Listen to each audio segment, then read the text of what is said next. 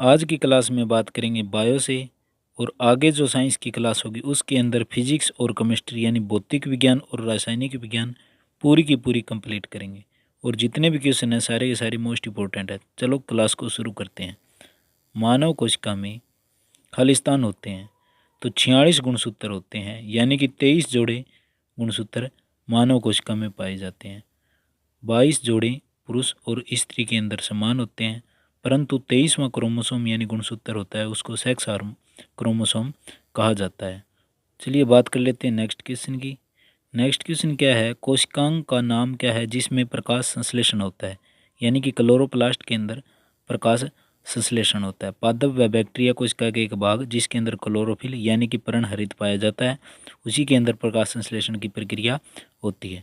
कोशिकांग जो प्रोटीन संश्लेषण में शामिल होता है उसको राइबोसोम कहते हैं। क्या कहते हैं उसको? राइबोसोम। और राइबोसोम की खोज किसने की थी?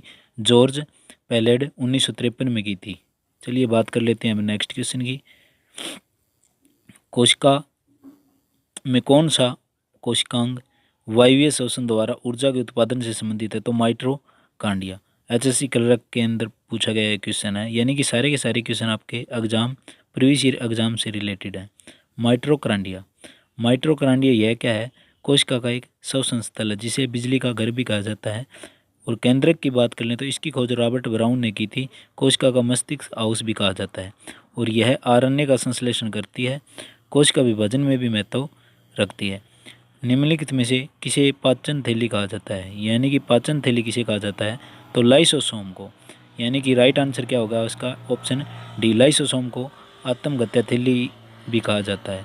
निम्नलिखित में से कोशिका में कौन सी पाचन थैली कहलाती है? तो लाइसोसोम। कौन सी कहलाती है? लाइसोसोम। मानव शरीर में कोशिकाओं में ऑटोसोम्स की संख्या कितनी होती है? 44 होती है। 44 जोड़े क्या होते हैं? गुणसूत्र समान होते हैं। बाकी क्या है? 23वां जोड़ा होता है वो क्या है? अलग अलग होता है। यानी कि एक पुरुष के अंदर तो एक्स और वाई पाए जाते हैं और स्त्री के अंदर एक्स और एक्स। माइटोकांड्रिया एक महत्वपूर्ण भूमिका निभाता है कोशिका श्वसन में और खालिस्तान ऊर्जा उत्पादन में। यानी ऑप्शन ए, ऊर्जा उत्पादन में माइटोकांड्रिया एक महत्वपूर्ण भूमिका निभाता है कोशिका श्वसन के साथ भी। चलिए बात कर लेते हैं नेक्स्ट क्वेश्चन की। कोशिका विज्ञान का अध्ययन क्या कहलाता है? कोशिका विज्ञान का अध्ययन कोशिका कहलाता है। कोशिका विज्ञान का अध्ययन क्या कहलाता है? ऑप्शन बी, कोशिका कहलाता है। इसी के साथ में और कुछ डिटेल से देखते हैं। यानी कि क्या दे रखा है आपको?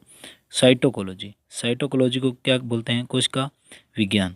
और डर्माटोलॉजी को क्या बोलते हैं? त्वचा विज्ञान। डर्माटोलॉजी को त्वचा विज्ञान और साइटोकोलॉजी को कोशिका विज्ञान। पशु ऊतक का एक भाग नहीं है, तो संवहनी पशु ऊतक का एक भाग नहीं है। चलिए बात कर लेते हैं नेक्स्ट क्वेश्चन की। इसी के साथ बता दें जाइलम और फ्लोएम। यानी जाइलम के अंदर क्या होता है? जल का परिवहन होता है, और फ्लोएम ऊतक होता है वो क्या? खनिज और भोजन का परिवहन करता है। संयोजी ऊतक की बात करें तो संयोजी ऊतक क्या है? एक चलनशीलता कार्य जैसे तंत्रिका ऊतक है। तंत्रिका तंत्र का संतुलन करना और नियंत्रण करना, यह भी एक क्या है? जंतु ऊतक है। जंतु जगत का सबसे बड़ा समूह है जिसके अंदर कीड़े मकोड़े पाए जाते हैं। तो आर्थ्रोपोडा सबसे बड़ा समूह है जिसके अंदर कीड़े और मकोड़े पाए जाते हैं। जीवों का वर्गीकरण सबसे पहले आर.एच. व्हिटेकर द्वारा सन 1969 में 5 जगत प्रणाली यानी कि 5 पार्टों के अंदर डिवाइड कर दिया था जंतु जगत को। मोनेरा, प्रोटिस्टा, पादप, कवक और एनिमेलिया। एनिमेलिया में क्या होता है? जंतु जगत का उपवर्गीय भाग विभिन्न वर्गों के अंदर पाया जाता है। इसी प्रकार बात कर लेते हैं नेक्स्ट क्वेश्चन की। पादप कोशिका का एक कोशिका झिल्ली और एक खालिस्तान से घिरी होती है। सेल वॉल यानी कि कोशिका भित्ति से घिरी होती है। कोशिका भित्ति की बात करूं तो पादप कोशिकाओं के अंदर पाई जाती है, और यह किसकी बनी होती है? सेल्यूलोज की बनी होती है। प्रश्न में पूछ लिया जाता है आपसे पादप कोशिका किसकी बनी होती है? तो सेल्यूलोज की बनी होती है। बात कर लेते हैं नेक्स्ट क्वेश्चन की। खालिस्तान पौधों में जटिल स्थायी ऊतक का उदाहरण है। तो फ्लोएम पौधों में जटिल स्थायी ऊतक का क्या है? उदाहरण है।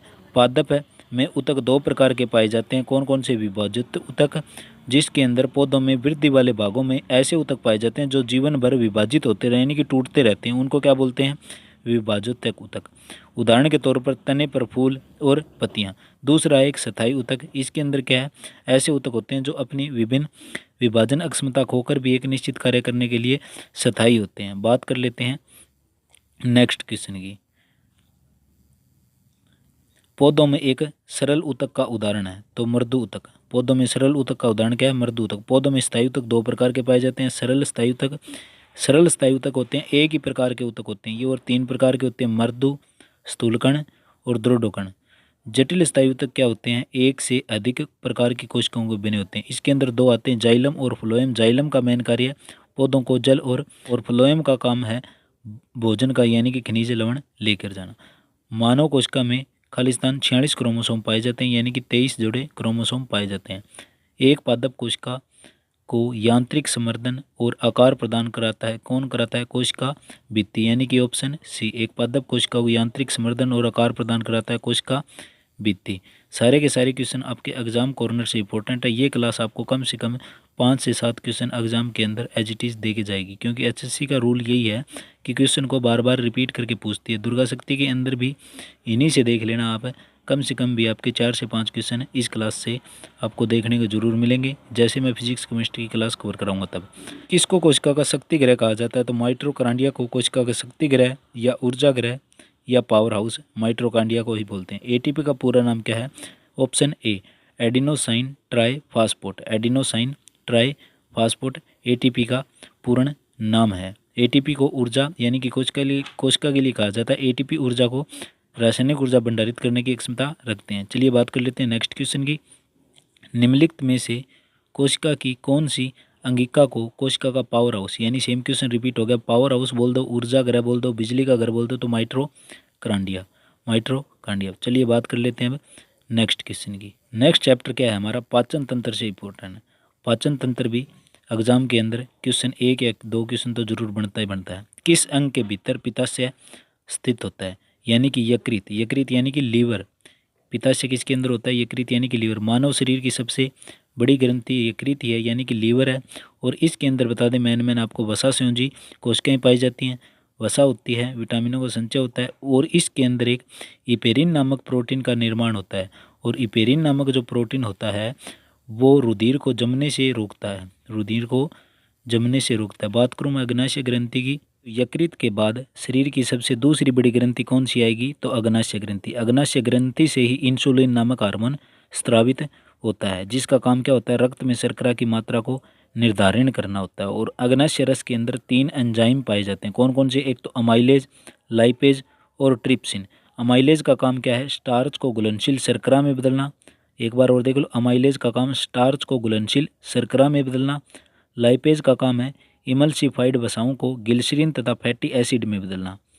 ट्रिप्सिन की बात करूं तो ट्रिप्सिन प्रोटीन को तोड़ता है, प्रोटीन व पेप्टोन्स को पेप्टिलाइड्स तथा अमीनो अम्ल में बदलता है, यानी प्रोटीन को पेप्टिसाइड में और पेप्टोन्स को अमीनो अम्ल के अंदर चेंज करता है। बात कर लेते हैं नेक्स्ट क्वेश्चन की। एंजाइम सहायक होते हैं। एंजाइम भोजन पचाने में सहायक होते हैं। एंजाइम प्रयोगशाला में पहला एंजाइम 1969 में रोल्फ एफ हर्समैन द्वारा बनाया गया था। लगभग सभी एंजाइम क्या होते हैं? प्रोटीन होते हैं, बट सारे के सारे प्रोटीन कभी भी एंजाइम नहीं होते। हालांकि उपवाद दे रखा है, डीएनए और आरएनए इसके क्या हैं? अपवाद हैं। भोजन सामान्यतः पचता है। भोजन हमेशा ही छोटी आंत के अंदर पचता है। छोटी आंत आहारनाल का सबसे लंबा भाग है। छोटी आंत है वो आहारनाल का क्या है? सबसे लंबा भाग है। भोजन का पूर्ण पाचन छोटी आंत के इलियम में होता है। भोजन का पूर्ण पाचन छोटी आंत के इलियम में होता है। इलियम छोटी आंत को दीवारों से आंतरीय रस निकलता है, और इस रस में 5 प्रकार के एंजाइम पाए जाते हैं। देख लो, सुक्रोज, माल्टोज, इरेप्सिन और लैक्टोज। एक और आगे बता देंगे आपको। सुक्रोज क्या होता है? सुक्रोज को ग्लूकोज में बदलना। माल्टेज क्या करता है? माल्टोज को ग्लूकोज में चेंज करना। इरेप्सिन होता है जो शेष प्रोटीन और पेप्टोन्स को अमीनो अम्ल में बदलना। लैक्टस का कारण क्या है? लैक्टोज को ग्लूकोज तथा गलैक्टोज में परिवर्तित करना, यानी कि चेंज करना। बात कर लेते हैं लाइपेज की। लाइपेज क्या होता है? इमल्सिफाइड वसाओं को ग्लिसरीन व फैटी एसिड में परिवर्तित करता है। बात कर लेते हैं नेक्स्ट क्वेश्चन की। सलाइवा यानी कि लार में विद्यमान एंजाइम का नाम बताओ जो स्टार्च को तोड़ता है। तो लार के अंदर जो एंजाइम होता है वो अमाइलेज होता है। कौन सा एंजाइम होता है? अमाइलेज। लार में अमाइलेज नामक एक एंजाइम पाया जाता है जो स्टार्च को शर्करा के अंदर परिवर्तित कर देता है, जिसके कारण भोजन मीठा बनता है। और लार के अंदर टाइलिन और लाइसोसोम भी पाया जाता है, लाइसोजाइम भी पाया जाता है। लार के अंदर टाइलिन और लाइसोजाइम भी पाया जाता है। बात कर लेते हैं नेक्स्ट क्वेश्चन की। अस्थियों तथा दांतों का मुख्य घटक क्या है? तो अस्थि हो यानी कि हड्डी हो और दांत हो तो इनका मुख्य क्या है? Calcium phosphate. दांत का सबसे जो कठोर भाग होता है, क्वेश्चन पूछ लेता है कौन सा होता है, तो दांत का सबसे कठोर भाग इनेमल होता है, जो किससे बना होता है? कैल्शियम फास्फेट से। नेक्स्ट क्वेश्चन की बात करें, कौन सा पदार्थ प्रकाश संश्लेषण के दौरान अपचित होता है? तो प्रकाश संश्लेषण होगा तो कार्बन डाइऑक्साइड निकलेगी, ना ग्लूकोज निकलेगा, ना पानी, ना ऑक्सीजन, यानी कि CO2 का अपचयन होता है प्रकाश संश्लेषण अभिक्रिया में। चलो छोड़ो इसको, बात कर लेते हैं नेक्स्ट क्वेश्चन की। नेक्स्ट क्वेश्चन क्या है हमारा? नेक्स्ट क्वेश्चन, मानव शरीर का सबसे कठोर भाग, रिपीट हो गया ना, मानव शरीर का सबसे कठोर भाग क्या होता है? इनेमल होता है। और एक क्वेश्चन बनता है, मानव शरीर की सबसे कठोर हड्डी कौन सी होती है? तो जांघ की हड्डी होती है। और सबसे छोटी हड्डी कौन सी होती है? स्टेपीज होती है, कान की होती है। दांत का सबसे कठोर भाग इनेमल होता है, जो कैल्शियम फास्फेट का बना होता है। कसकुट्टा यानी कि अमेरिबेल क्या है? एक पूर्ण तन परजीवी, पूर्ण तना परजीवी है। पादपों में पोषण कितने प्रकार का होता है? तो पादपों में पोषण स्वपोषण और विषम पोषण। स्वपोषण की बात करें तो ऐसे पौधे जो अपना भोजन स्वयं बनाते हैं, उदाहरण के तौर पर नील हरित शैवाल। उदाहरण के तौर का ऊपर क्या है? नील हरित शैवाल और हरे पादप जितने भी हैं सारे के सारे स्वपोषी हैं।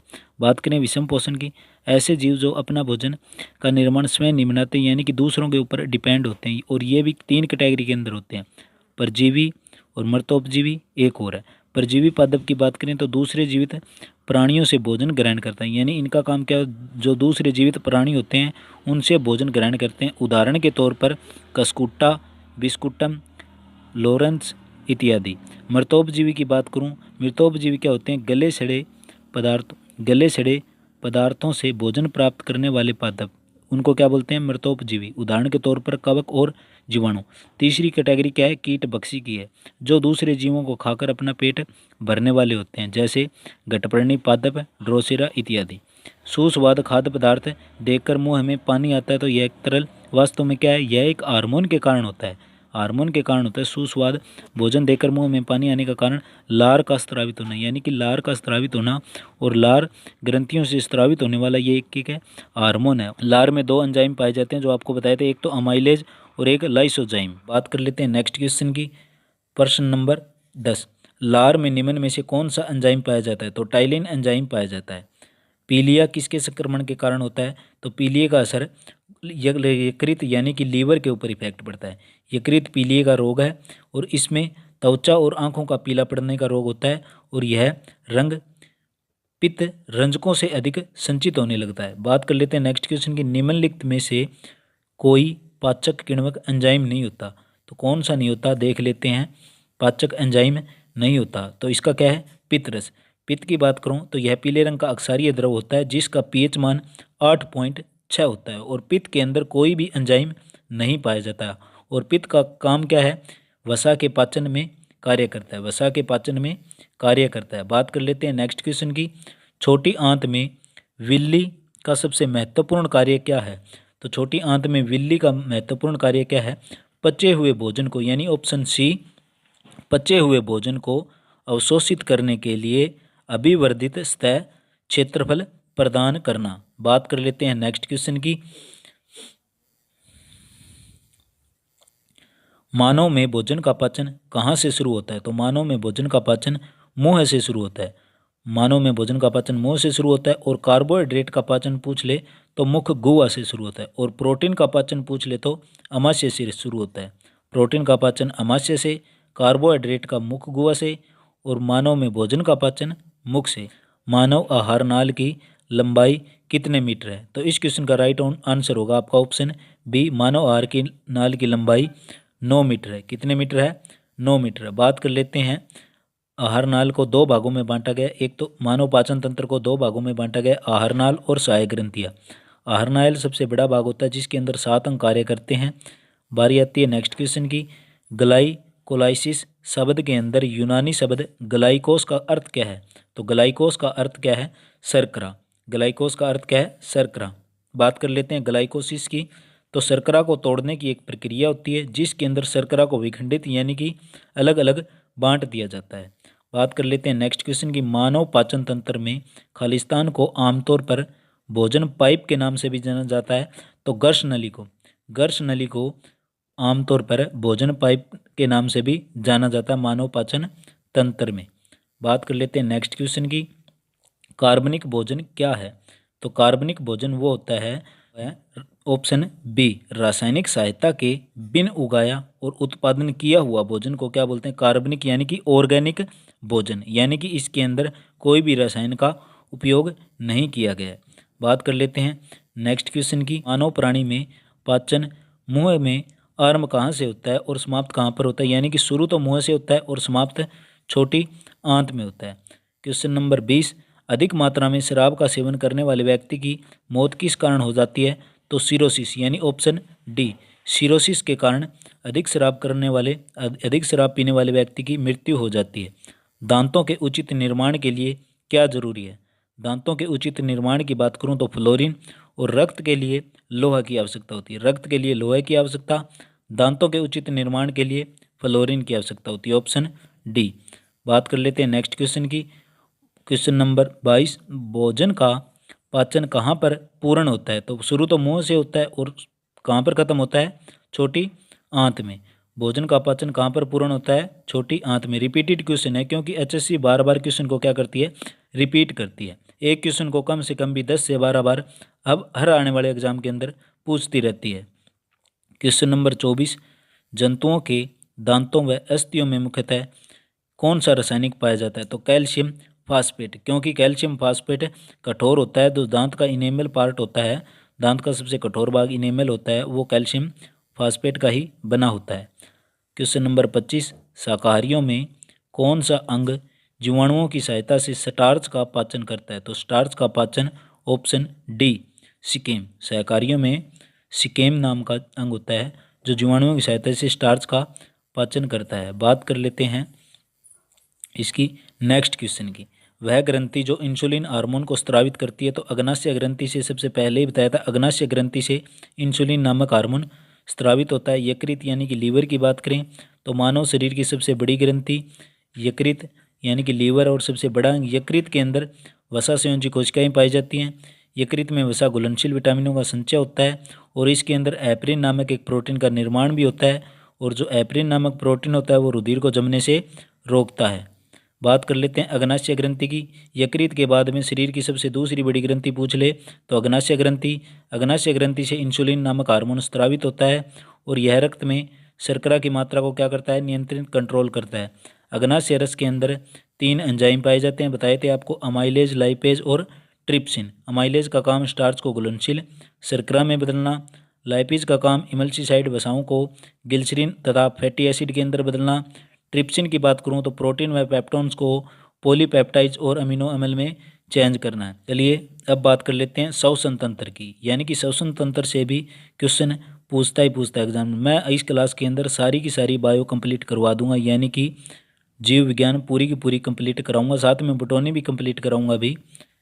किस अंग के माध्यम से मछली सांस लेती है? तो गलफड़ों के द्वारा मछली सांस लेती है। मछली को सांस लेने के लिए ऑक्सीजन की जरूरत होती है और मछली पानी से ऑक्सीजन अलग करने के लिए गलफड़ों का प्रयोग करती है। प्रकाश संश्लेषण के दौरान पादप और पेड़ कौन सी गैस छोड़ते हैं? तो आपको पता है प्रकाश संश्लेषण के दौरान पेड़ पौधे हैं वो ऑक्सीजन गैस छोड़ते हैं और कार्बन डाइऑक्साइड लेते हैं। दोपहर के टाइम, रात के टाइम उल्टा हो जाएगा, क्योंकि रात के टाइम प्रकाश संश्लेषण बंद हो जाएगा, तो रात के टाइम पौधे कार्बन डाइऑक्साइड गैस छोड़ेंगे और ऑक्सीजन लेंगे। चलिए बात कर लेते हैं नेक्स्ट क्वेश्चन की।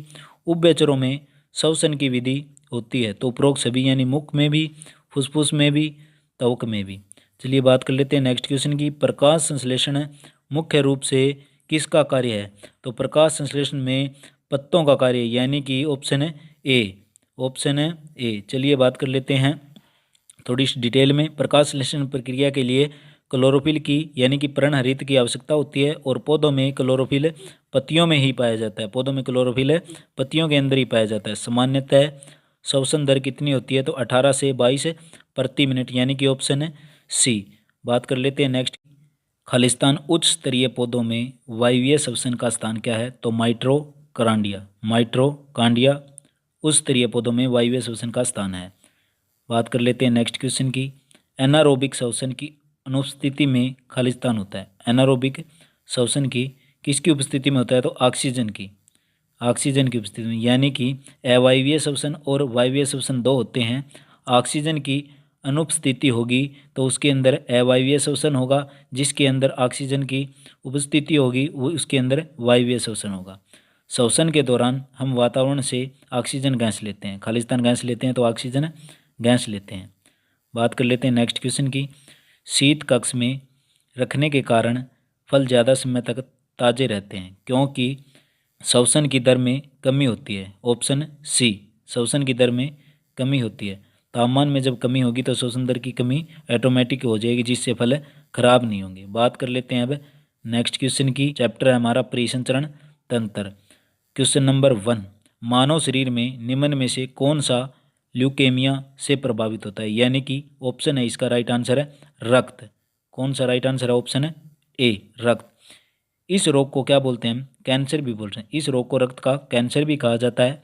इसके अंदर श्वेत रक्त कणिकाएं यानी कि WBC, वाइट ब्लड सेल की संख्या क्या हो जाती है? ज़्यादा हो जाती है, जिसके कारण इस रोग का सटीक कारण अज्ञात है। इतना कन्फर्म तो नहीं है, इस रोग का सटीक कारण अज्ञात, अभी तक जान नहीं सके। फिर भी आनुवंशिक कारणों के संयोग से इस रोग को कारण कहा जाता है। यानी कि WBC की मात्रा, अगर श्वेत रक्त कणिकाओं की मात्रा बढ़ जाए तो इस रोग को रक्त का कैंसर भी कहा जाता है। मानव शरीर में निम्न में से क्या ल्यूकेमिया से प्रभावित होता है? तो रक्त ही होता है। सेम डिटो की डिटो कॉपी है। रक्तचाप में उच्चतम बिंदु या उच्च रक्तचाप बोल सकते हो इसको। रक्तचाप का उच्च पाठ्यांक क्या कहलाता है? तो सिस्टोलिक दाब, सिस्टोलिक दाब, सिस्टोलिक दाब। रुधिर वाहिकाओं की भित्ति के विरुद्ध जो दबाव में लगता है उसको क्या बोलते हैं? रक्तदाब। और यह दाब शिराओं की अपेक्षा धमनियों में क्या होता है? अधिक ज़्यादा होता है। बात कर लेते हैं नेक्स्ट क्वेश्चन की। क्वेश्चन नंबर 4, ऊतक में जो पौधों में जल का परिवहन होता है, जल का परिवहन हमेशा ही जाइलम के अंदर होगा। पौधों में जाइलम ऊतक के 2 अवयव होते हैं, उसके अंदर क्या होता है? जल का परिवहन जाइलम ऊतक के द्वारा होगा। और जड़ों से पत्तियों तथा अन्य भोजन का भाग होगा वो फ्लोएम ऊतक के कारण होगा। बात कर लेते हैं नेक्स्ट क्वेश्चन की। रक्त वाहिकाओं जो अंग से रक्त को हृदय परिवहन करती है, अंग से हृदय को रक्त परिवहन करते हैं, यानी अंगों से हृदय तक रक्त आएगा वो शिराएं करेगी। और इसका उल्टा होगी वो क्या होगी? धमनी।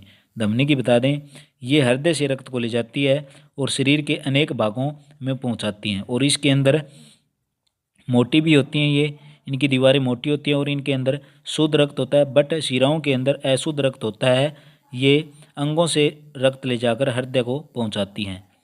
बात कर लेते हैं नेक्स्ट क्वेश्चन की। हीमोग्लोबिन का मुख्य घटक क्या है? तो हीमोग्लोबिन का मुख्य घटक लोहा है। हीमोग्लोबिन का मुख्य घटक लोहा यानी कि आयरन है। और लोहा तथा हीमोग्लोबिन के कारण ही खून का जो रंग होता है वो लाल रंग होता है, यानी खून का लाल रंग हीमोग्लोबिन के कारण ही होता है। मानव शरीर की सबसे बड़ी धमनी कौन सी है? अयोट्रा, यानी कि क्या बोलते हैं इसको हिंदी में? महाधमनी। महाधमनी मानव शरीर की सबसे बड़ी धमनी है। और यह वह धमनी है जिसके अंदर वेना कावा शरीर की सबसे बड़ी क्या है? शिरा है। वेना कावा शरीर की सबसे बड़ी शिरा पूछ ले तो वेना कावा, शरीर की सबसे बड़ी धमनी पूछ ले तो महाधमनी। डायलिसिस प्रक्रिया में कौन सी प्रक्रिया शामिल है? तो इमोलिसिस। डायलिसिस प्रक्रिया में कौन सी प्रक्रिया शामिल है? तो इमोलिसिस। इमोलिसिस का अर्थ है आरबीसी का तो टूटना, और डायलिसिस के दौरान कई बार आरबीसी टूट जाती है और इमोलिसिस प्रक्रिया घटित हो जाती है। बात कर लेते हैं नेक्स्ट क्वेश्चन की। किस अंग को लाल रुधिर कोशिकाओं का कब्रिस्तान भी कहा जाता है? तो प्लीहा को। किस अंग को? प्लीहा को आरबीसी का कब्रिस्तान भी कहा जाता है, यानी कि ऑप्शन ए। बात कर लेते हैं नेक्स्ट क्वेश्चन की। मानव शरीर में रक्त संचरण की रोग किसने की थी? यानी कि रक्त संचरण की रोग विलियम हार्वे के द्वारा की गई थी। विलियम हार्वे ने अपनी पुस्तक डी मोटो कॉर्डिस में रक्त का संचालन का खाका दिया था। बात कर लेते हैं नेक्स्ट क्वेश्चन की। सर्वात्रिक रक्तदाता किस वर्ग के अंदर आता है? यानी कि सबसे ज़्यादा खून देने वाला ब्लड ग्रुप की बात की है तो ऑप्शन डी यानी कि ओ। और सर्वग्राही पूछ ले तो होगा आपका ए बी, सर्वदाता है ओ। निम्नलिखित में से सभी ल्यूकोसाइट के प्रकार हैं किसके सिवाय? एरिथ्रोसाइट के सिवाय। ल्यूकोसाइट के प्रकार कौन कौन से हैं? लिम्फोसाइट भी है, मोनोसाइट भी है, इयोनोसिनोफिल भी है, बट एरिथ्रोसाइट नहीं है। एरिथ्रो ल्यूकोसाइट की बात करें तो ये होती हैं आपकी श्वेत रक्त कणिकाएं। हीमोग्लोबिन विहीन रक्त कणिकाओं के अंदर आरबीसी में कम पाई जाती हैं। बात कर लेते हैं नेक्स्ट क्वेश्चन की। नंबर 16, यदि व्यक्ति को गलत प्रकार से रक्त दे दिया जाए तो निम्नलिखित में से क्या परिणाम होगा? अगर गलत प्रकार से रक्त दे दिया जाए तो ऑप्शन ए यानी कि सभी धमनियाँ क्या हो जाएंगी? संकुचित हो जाएंगी और इस केस में डेथ तक भी हो सकती है। गलत प्रकार का रक्त देने से रक्त अभिलक्षण यानी कि एक दूसरे को अगर ब्लड ग्रुप चेंज हो जाए तो इसके अंदर व्यक्ति की धमनियाँ तो संकुचित होगी बट व्यक्ति की मृत्यु तक हो जाती है।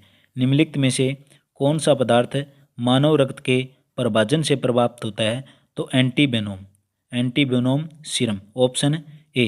कौन सा पदार्थ मानव रक्त के प्रभाजन से प्राप्त होता है? तो एंटीवेनोम सीरम। बात कर लेते हैं नेक्स्ट क्वेश्चन की।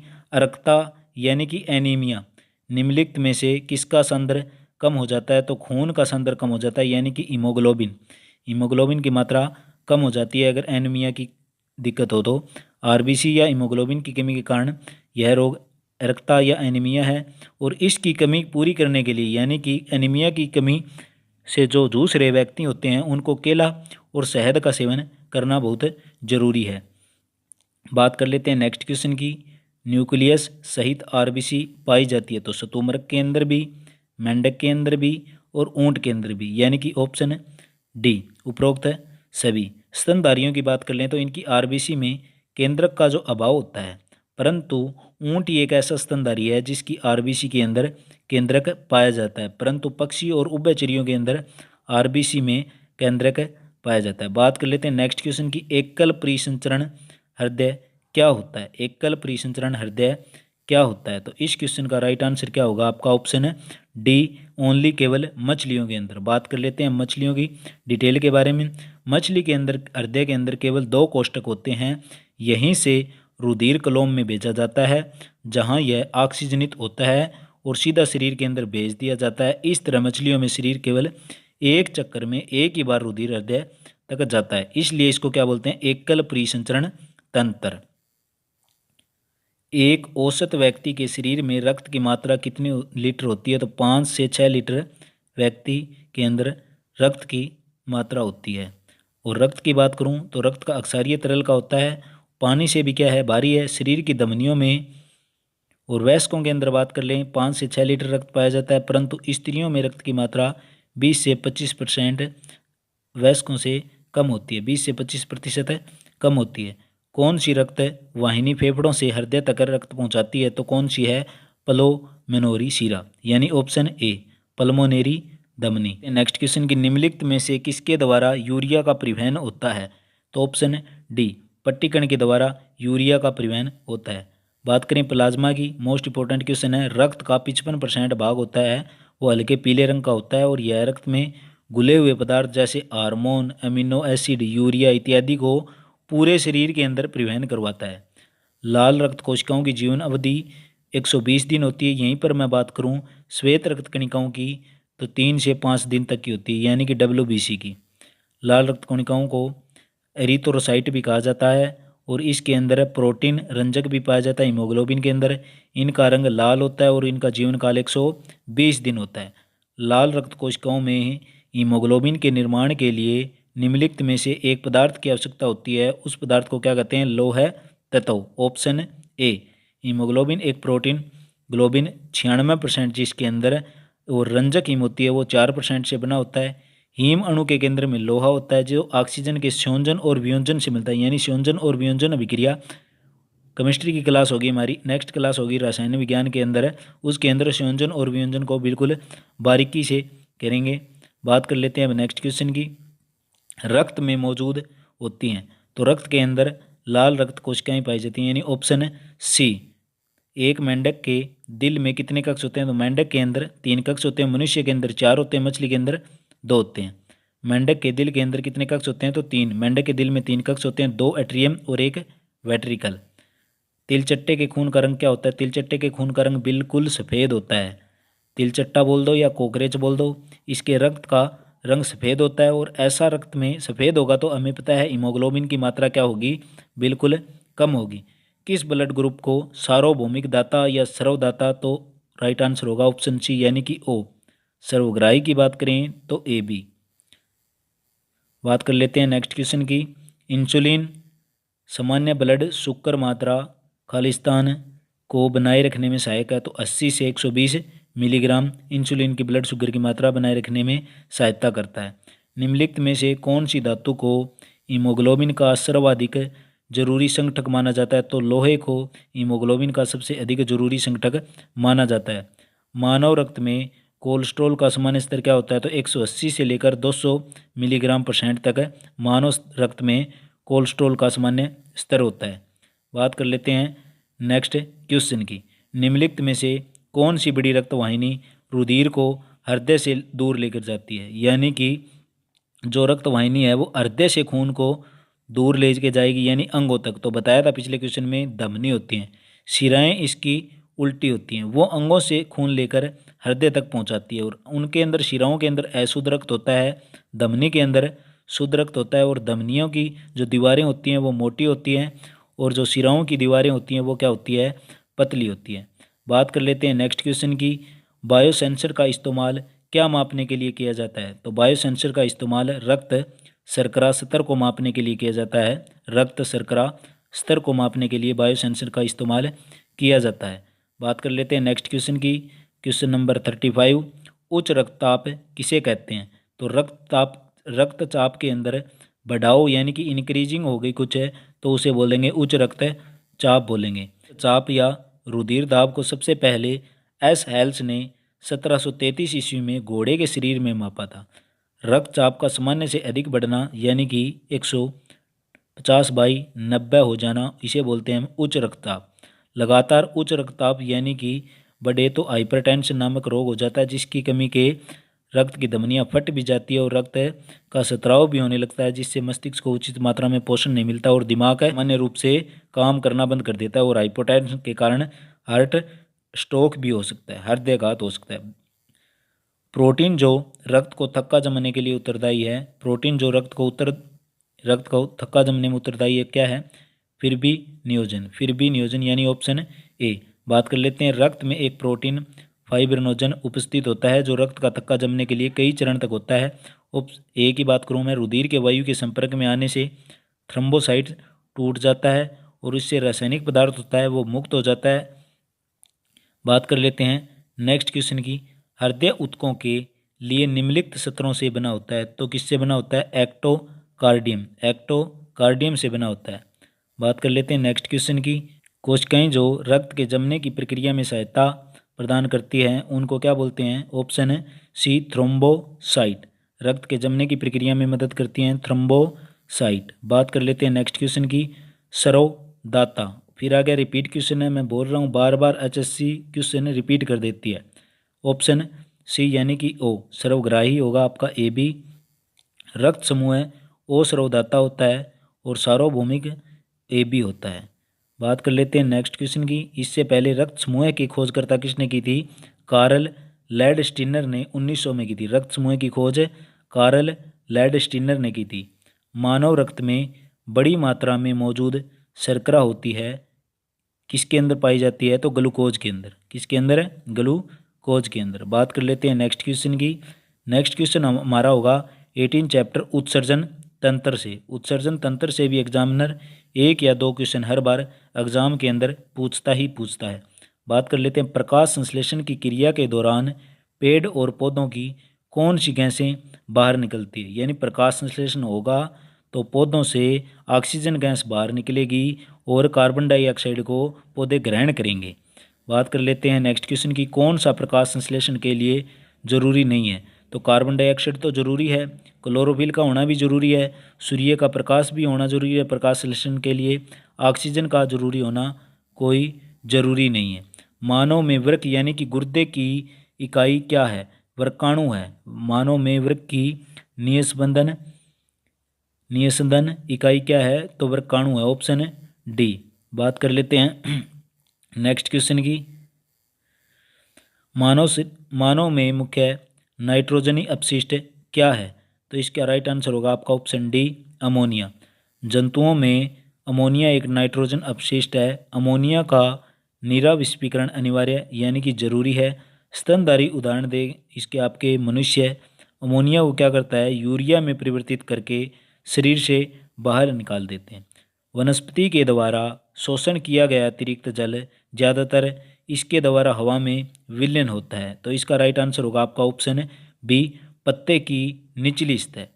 चलिए बात कर लेते हैं अब नेक्स्ट क्वेश्चन की। नेक्स्ट क्वेश्चन क्या है? गुर्दे की कार्यात्मक इकाई क्या है? Most important question. गुर्दे की कार्यात्मक इकाई क्या है? नेफ्रॉन, गुर्दे की कार्यात्मकता है नेफ्रॉन, यानी कि ऑप्शन बी। नेफ्रॉन को वर्काणु बोलते हैं। वर्काणु वृक्क की कार्यात्मक इकाई है, यानी कि गुर्दे की। नेफ्रॉन को उत्सर्जन इकाई भी कहा जाता है। वृक्क के यानी कि गुर्दे के भीतर वर्काणु के दो मुख्य कारण होते हैं। पहला कारण क्या है, रुधिर से सभी उत्सर्जित पदार्थों को हटाना, और दूसरा मेन काम क्या है, रुधिर में आवश्यक पोषक तत्वों को बनाए रखना।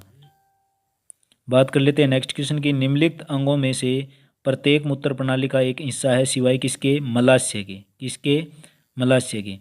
बात कर लेते हैं नेक्स्ट क्वेश्चन की। निम्नलिखित में से कौन सा गुर्दे का कार्य है, तो गुर्दे का कार्य क्या है, ऑप्शन सी, मूत्र निर्माण करना गुर्दे का मुख्य कार्य है। और वृक्क के और कार्य भी क्या है, अपशिष्ट पदार्थों को बाहर निकालना, रक्त का जो पीएच मान है उसको इक्वल रखना, यानी कि कंट्रोल नियंत्रण के अंदर रखना, रुधिर प्लाज्मा की सांद्रता का नियमन यानी कि प्रासरण नियंत्रण रखना, शरीर में ऑक्सीजन की कमी होने के विशेष एंजाइम के कारण भी हार्मोन होता है जो लाल रुधिर कणिकाओं के तेजी से बनने में सहायता करता है, और कुछ पोषक तत्व होते हैं जिनके अधिकांश भाग जैसे शर्करा को अमीनो अम्ल में आदि का निष्कासन यही काम करता है। गुर्दे के शीर्ष पर स्थित अतःस्रावी ग्रंथि कौन सी होती है, तो एड्रेनल ग्रंथि को बोलते हैं। गुर्दे के शीर्ष पर कौन सी ग्रंथि होती है, एड्रेनल ग्रंथि, जिसको हिंदी में बोलते हैं अधिवृक्क ग्रंथि। बात कर लेते हैं नेक्स्ट चैप्टर की, प्रजनन तंत्र यानी कि रिप्रोडक्शन सिस्टम, चैप्टर नंबर 19। पुरुषों में गुणसूत्रों को निम्नलिखित में से कौन सा संयोजन पाया जाता है, तो पुरुषों के अंदर एक्स वाई गुणसूत्र का जोड़ा बनता है, और स्त्रियों की बात करें तो एक्स और एक्स का जोड़ा गुणसूत्र बनता है। मानव के अंदर 23 जोड़े गुणसूत्र होते हैं, 46 क्रोमोसोम पाए जाते हैं। जो 22वां जोड़ा होता है महिला और पुरुष दोनों में क्या होता है, समान होता है, परंतु एक जोड़ा क्या होता है, पुरुष के अंदर एक्स वाई होता है, महिला के अंदर एक्स एक्स होता है। डीएनए फिंगरप्रिंट का उपयोग किसकी पहचान के लिए किया गया था, तो सभी की पहचान के लिए, माता पिता, चोरी, बलात्कारी आदि सभी की पहचान के लिए फिंगरप्रिंट का पहचान किया गया था। बात कर लेते हैं इस प्रक्रिया को genetic finger printing, DNA profiling भी कहा जाता है। इस तकनीक का आविष्कार 1984 में ब्रिटिश लिसेटर विश्वविद्यालय के वैज्ञानिक सर अलेक जेफरेज द्वारा किया गया था। इस प्रक्रिया में माता पिता को पहचानने, चोर अपराधी आदि को पकड़ने के लिए फोरेंसिक विज्ञान द्वारा किया जाता है। बाजार में उपलब्ध गर्भरोधक गोलियों में क्या होता है, तो ऑप्शन सी, स्टेरॉइड हार्मोन पाए जाते हैं। स्टेरॉइड हार्मोन पाए जाते हैं। बात कर लेते हैं नेक्स्ट क्वेश्चन की। डीएनए में एक अणु में न्यूक्लियोटाइड्स में खालिस्तान क्या होते हैं, तो इसके अंदर नाइट्रोजन अक्षार, साथ में पेंटोज शर्करा, साथ में फास्फोरिक अम्ल। डीएनए के एक अणु होता है, उसके न्यूक्लियोटाइड्स में क्या होते हैं, एक तो नाइट्रोजन अक्षार, पेंटोज शर्करा और फास्फोरिक अम्ल। बात कर लेते हैं नेक्स्ट क्वेश्चन की। एक प्राणी जो मुकुलन द्वारा पुनरुत्पादित होता है क्या कहलाता है, तो ब्रायोफाइलम भी कहलाता है, खमीर भी कहलाता है, यानी सभी के अंदर क्या होता है, मुकुलन होता है। खमीर हो गया, हाइड्रा हो गया, दोनों जीवों मुकुलन द्वारा क्या होते हैं, पुनरुत्पादित हो सकते हैं, किंतु ब्रायोफाइलम यानी कि पत्थर चट्टा कायिक प्रवर्धन द्वारा होता है। बात कर लेते हैं नेक्स्ट क्वेश्चन की।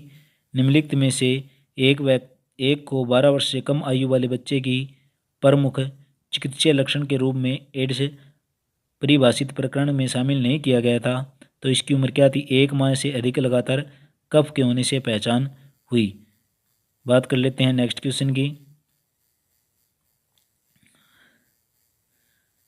थोड़ा सा और डिटेल में जाते हैं। 1 दिसंबर को विश्व एड्स दिवस मनाया जाता है। मानव पुल्लिंग में कौन से क्रोमोसोम पाए जाते हैं, तो एक्स और वाई मानव में पाए जाते हैं, स्त्रियों में एक्स और एक्स। आनुवंशिकता का पिता किसे कहा जाता है, ग्रेगर जॉन मेंडल को आनुवंशिकता का पिता कहा जाता है। प्रतिरक्षी विज्ञान के पिता किसको बोलते हैं, प्रतिरक्षी विज्ञान के पिता एडवर्ड जेनर को। वनस्पति शास्त्र के पिता थियोफ्रेस्टस को। जीवाणु विज्ञान के पिता रॉबर्ट कोच को। सूक्ष्म जैविक के पिता लुई पास्चर को। पास्चर वर्गीकी के पिता कैरोलस लिनियस को। और आनुवंशिकी के पिता ग्रेगर जॉन मेंडल को। स्क्रीनशॉट ले लेना, ध्यान से देख लियो। पुरुषों में यौन प्रारंभ पर निम्नलिखित में से कौन से परिवर्तन सिवाय एक के होते हैं, तो प्रोटेस्ट ग्रंथि की अक्षीणता, प्रोटेस्ट ग्रंथि की अक्षीणता। बात कर लेते हैं नेक्स्ट क्वेश्चन की। यौनारंभ की बात कर लेते हैं, तो मनुष्य के जीवन काल में जब जनन क्षमता शुरू होती है तो इसको क्या बोलते हैं, हम यौन आरंभ बोलते हैं। और यह क्या है, 12 से 16 वर्ष की उम्र के अंदर दिखाई देने लग जाता है। डीएनए का नाम क्या है?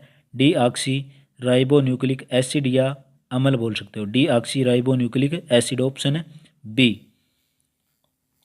बात कर लेते हैं नेक्स्ट क्वेश्चन की।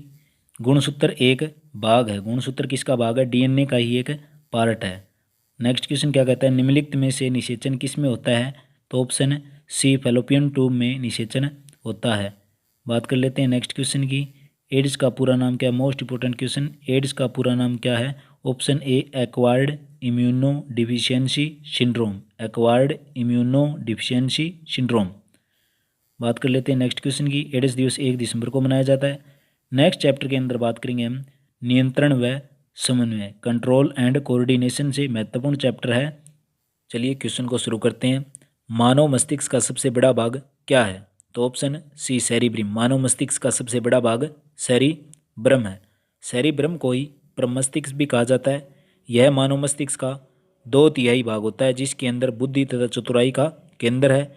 और जिस व्यक्ति का सेरिब्रम जितना ज़्यादा अधिक होगा वह व्यक्ति उतना ही ज़्यादा अधिक बुद्धिमान होगा। मानव शरीर में कौन सी ग्रंथि मास्टर ग्रंथि कही जाती है? तो पिट्यूटरी ग्रंथि को या पीयूष ग्रंथि को मास्टर ग्रंथि बोलते हैं। बहुत ही इंपॉर्टेंट, मोस्ट इंपॉर्टेंट क्वेश्चन है। पीयूष ग्रंथि को मास्टर ग्रंथि भी कहते हैं। बात कर लेते हैं नेक्स्ट क्वेश्चन की। मेनिंजाइटिस रोग किसको प्रभावित करता है? तो मस्तिष्क को प्रभावित करता है। किसको प्रभावित करता है? मस्तिष्क को प्रभावित करता है। बात कर लेते हैं नेक्स्ट क्वेश्चन की। निम्नलिखित में से डिमेंशिया का लक्षण क्या है? डिमेंशिया के लक्षण क्या है? स्मृति में यानी याददाश्त का कमजोर हो जाना। मानव शरीर में अतःस्रावी ग्रंथि तंत्र को नियंत्रण कौन करता है? तो पिट्यूटरी ग्रंथि यानी कि पीयूष ग्रंथि अतःस्रावी ग्रंथि तंत्र को नियंत्रण में करती है। तंत्रिका तंत्र की कोशिकाएं किसको कहते हैं? तो न्यूरॉन्स को तंत्रिका तंत्र की यानी कि नर्वस सिस्टम को कहते हैं। तंत्रिका तंत्र हो या नर्वस सिस्टम की कोशिकाओं को क्या कहते हैं? न्यूरॉन्स कहते हैं। बात कर लेते हैं नेक्स्ट क्वेश्चन की। और तंत्रिका तंत्र की इकाई भी क्या है? न्यूरॉन है। और इसका कार्य क्या है? मस्तिष्क से सूचना का आदान प्रदान करना। मेंडुला ऑब्लांगेटा मनुष्य के खालिस्तान का हिस्सा है। तो मेंडुला ऑब्लांगेटा भी मस्तिष्क का ही एक हिस्सा है और मस्तिष्क का यह अंतिम भाग है। मस्तिष्क के 3 भाग होते हैं, प्रमस्तिष्क, मध्य मस्तिष्क और अगर मस्तिष्क। मस्तिष्क का पिछला भाग है और मस्तिष्क के इसी भाग द्वारा विभिन्न प्रतिवर्ती क्रियाओं जैसे खांसना, छींकना, उल्टी करना आदि नियंत्रण में होता है। जब हमें थकान नहीं होती तब हमें जगाए रखने के और कई बार सुस्त रखने का हार्मोन के कारण एक हार्मोन होता है, उसको क्या बोलते हैं? सेरोटोनिन। सेरोटोनिन एक हार्मोन है जो तंत्रिका तंत्र में पाया जाता है और यह हार्मोन व्यक्ति के मूड को कंट्रोल करता है। निम्नलिखित में से कौन सी प्रेरक तंत्रिका है? तो अपवर्तनी एक प्रेरक तंत्रिका है। बात कर लेते हैं नेक्स्ट क्वेश्चन की।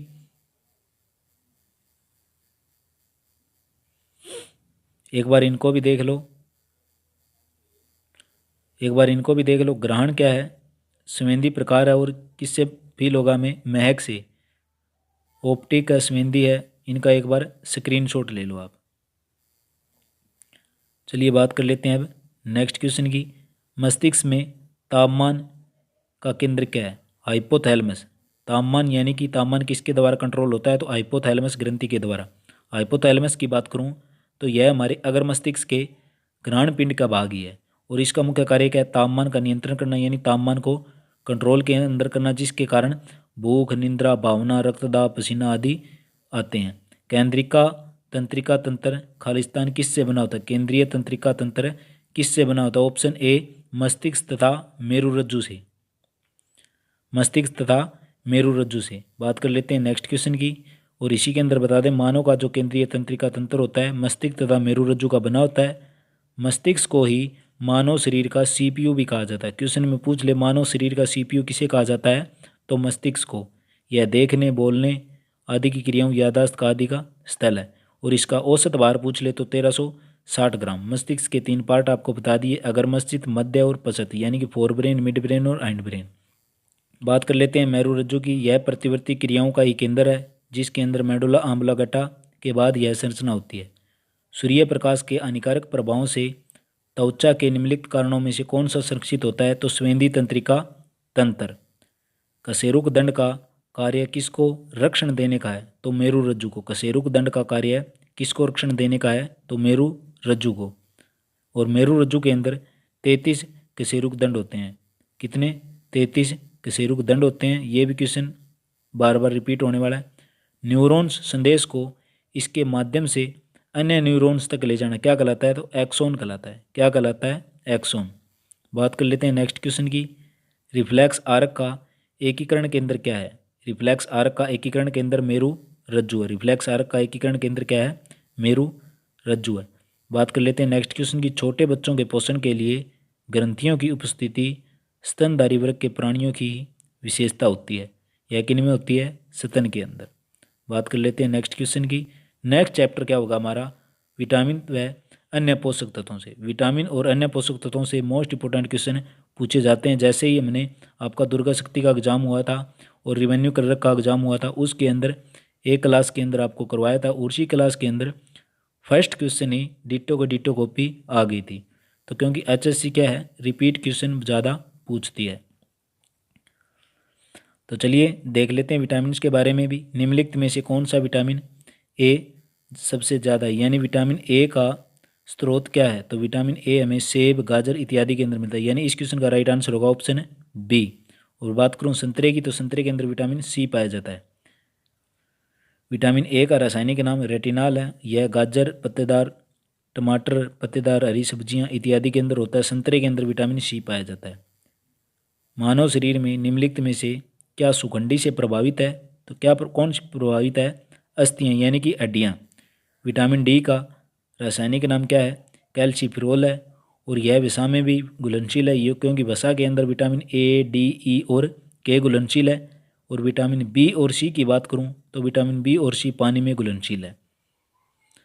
बच्चों में अगर विटामिन डी की कमी हो जाए तो रिकेटस नाम की बीमारी हो जाती है। इसी प्रकार प्रोटो में अगर कमी हो जाए तो ओस्टियोमलेशिया नामक रोग हो जाता है। और विटामिन डी हमें सूर्य की किरणों से प्राप्त होता है। सूर्य स्नान के माध्यम से मानव शरीर को किस विटामिन की प्राप्ति होती है? विटामिन डी की प्राप्ति सूर्य की किरणों से होती है।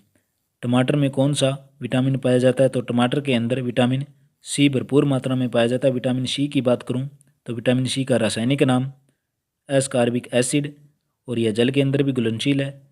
और नींबू, संतरा, मौसमी आदि भी विटामिन सी के ही टाइप हैं। विटामिन सी की कमी से सक्रिय रोग हो जाता है। निम्नलिखित में से किसके अभाव से रतौंधी जैसी बीमारियां हो जाती है? तो विटामिन ए की कमी के कारण रतौंधी जैसी बीमारियां हो जाती है। विटामिन ए का रासायनिक नाम बता दिया आपको, रेटिनॉल होता है। गाजर, सेब, मक्खन इत्यादि में पाया जाता है। इसकी कमी से आंखों में रतौंधी नामक बीमारी होती है, आंखों का सूखना इत्यादि। रिकेटस बीमारी किसके प्रभाव से होती है? तो विटामिन डी की कमी के कारण रिकेटस होता है। विटामिन डी का रासायनिक नाम कैल्सीफिरोल है। वसा के अंदर घुलनशील है। हड्डियों को मजबूत बनाने में सहायक होता है विटामिन डी। बच्चों में कमी हो जाए तो रिकेटस नाम की बीमारी हो जाती है। ऊर्जा देने के उपयोग से पूर्व मानव शरीर में निम्न में से कौन ग्लूकोज में परिवर्तित होता है? तो कार्बोहाइड्रेट को ग्लूकोज के अंदर परिवर्तित कर लेते हैं।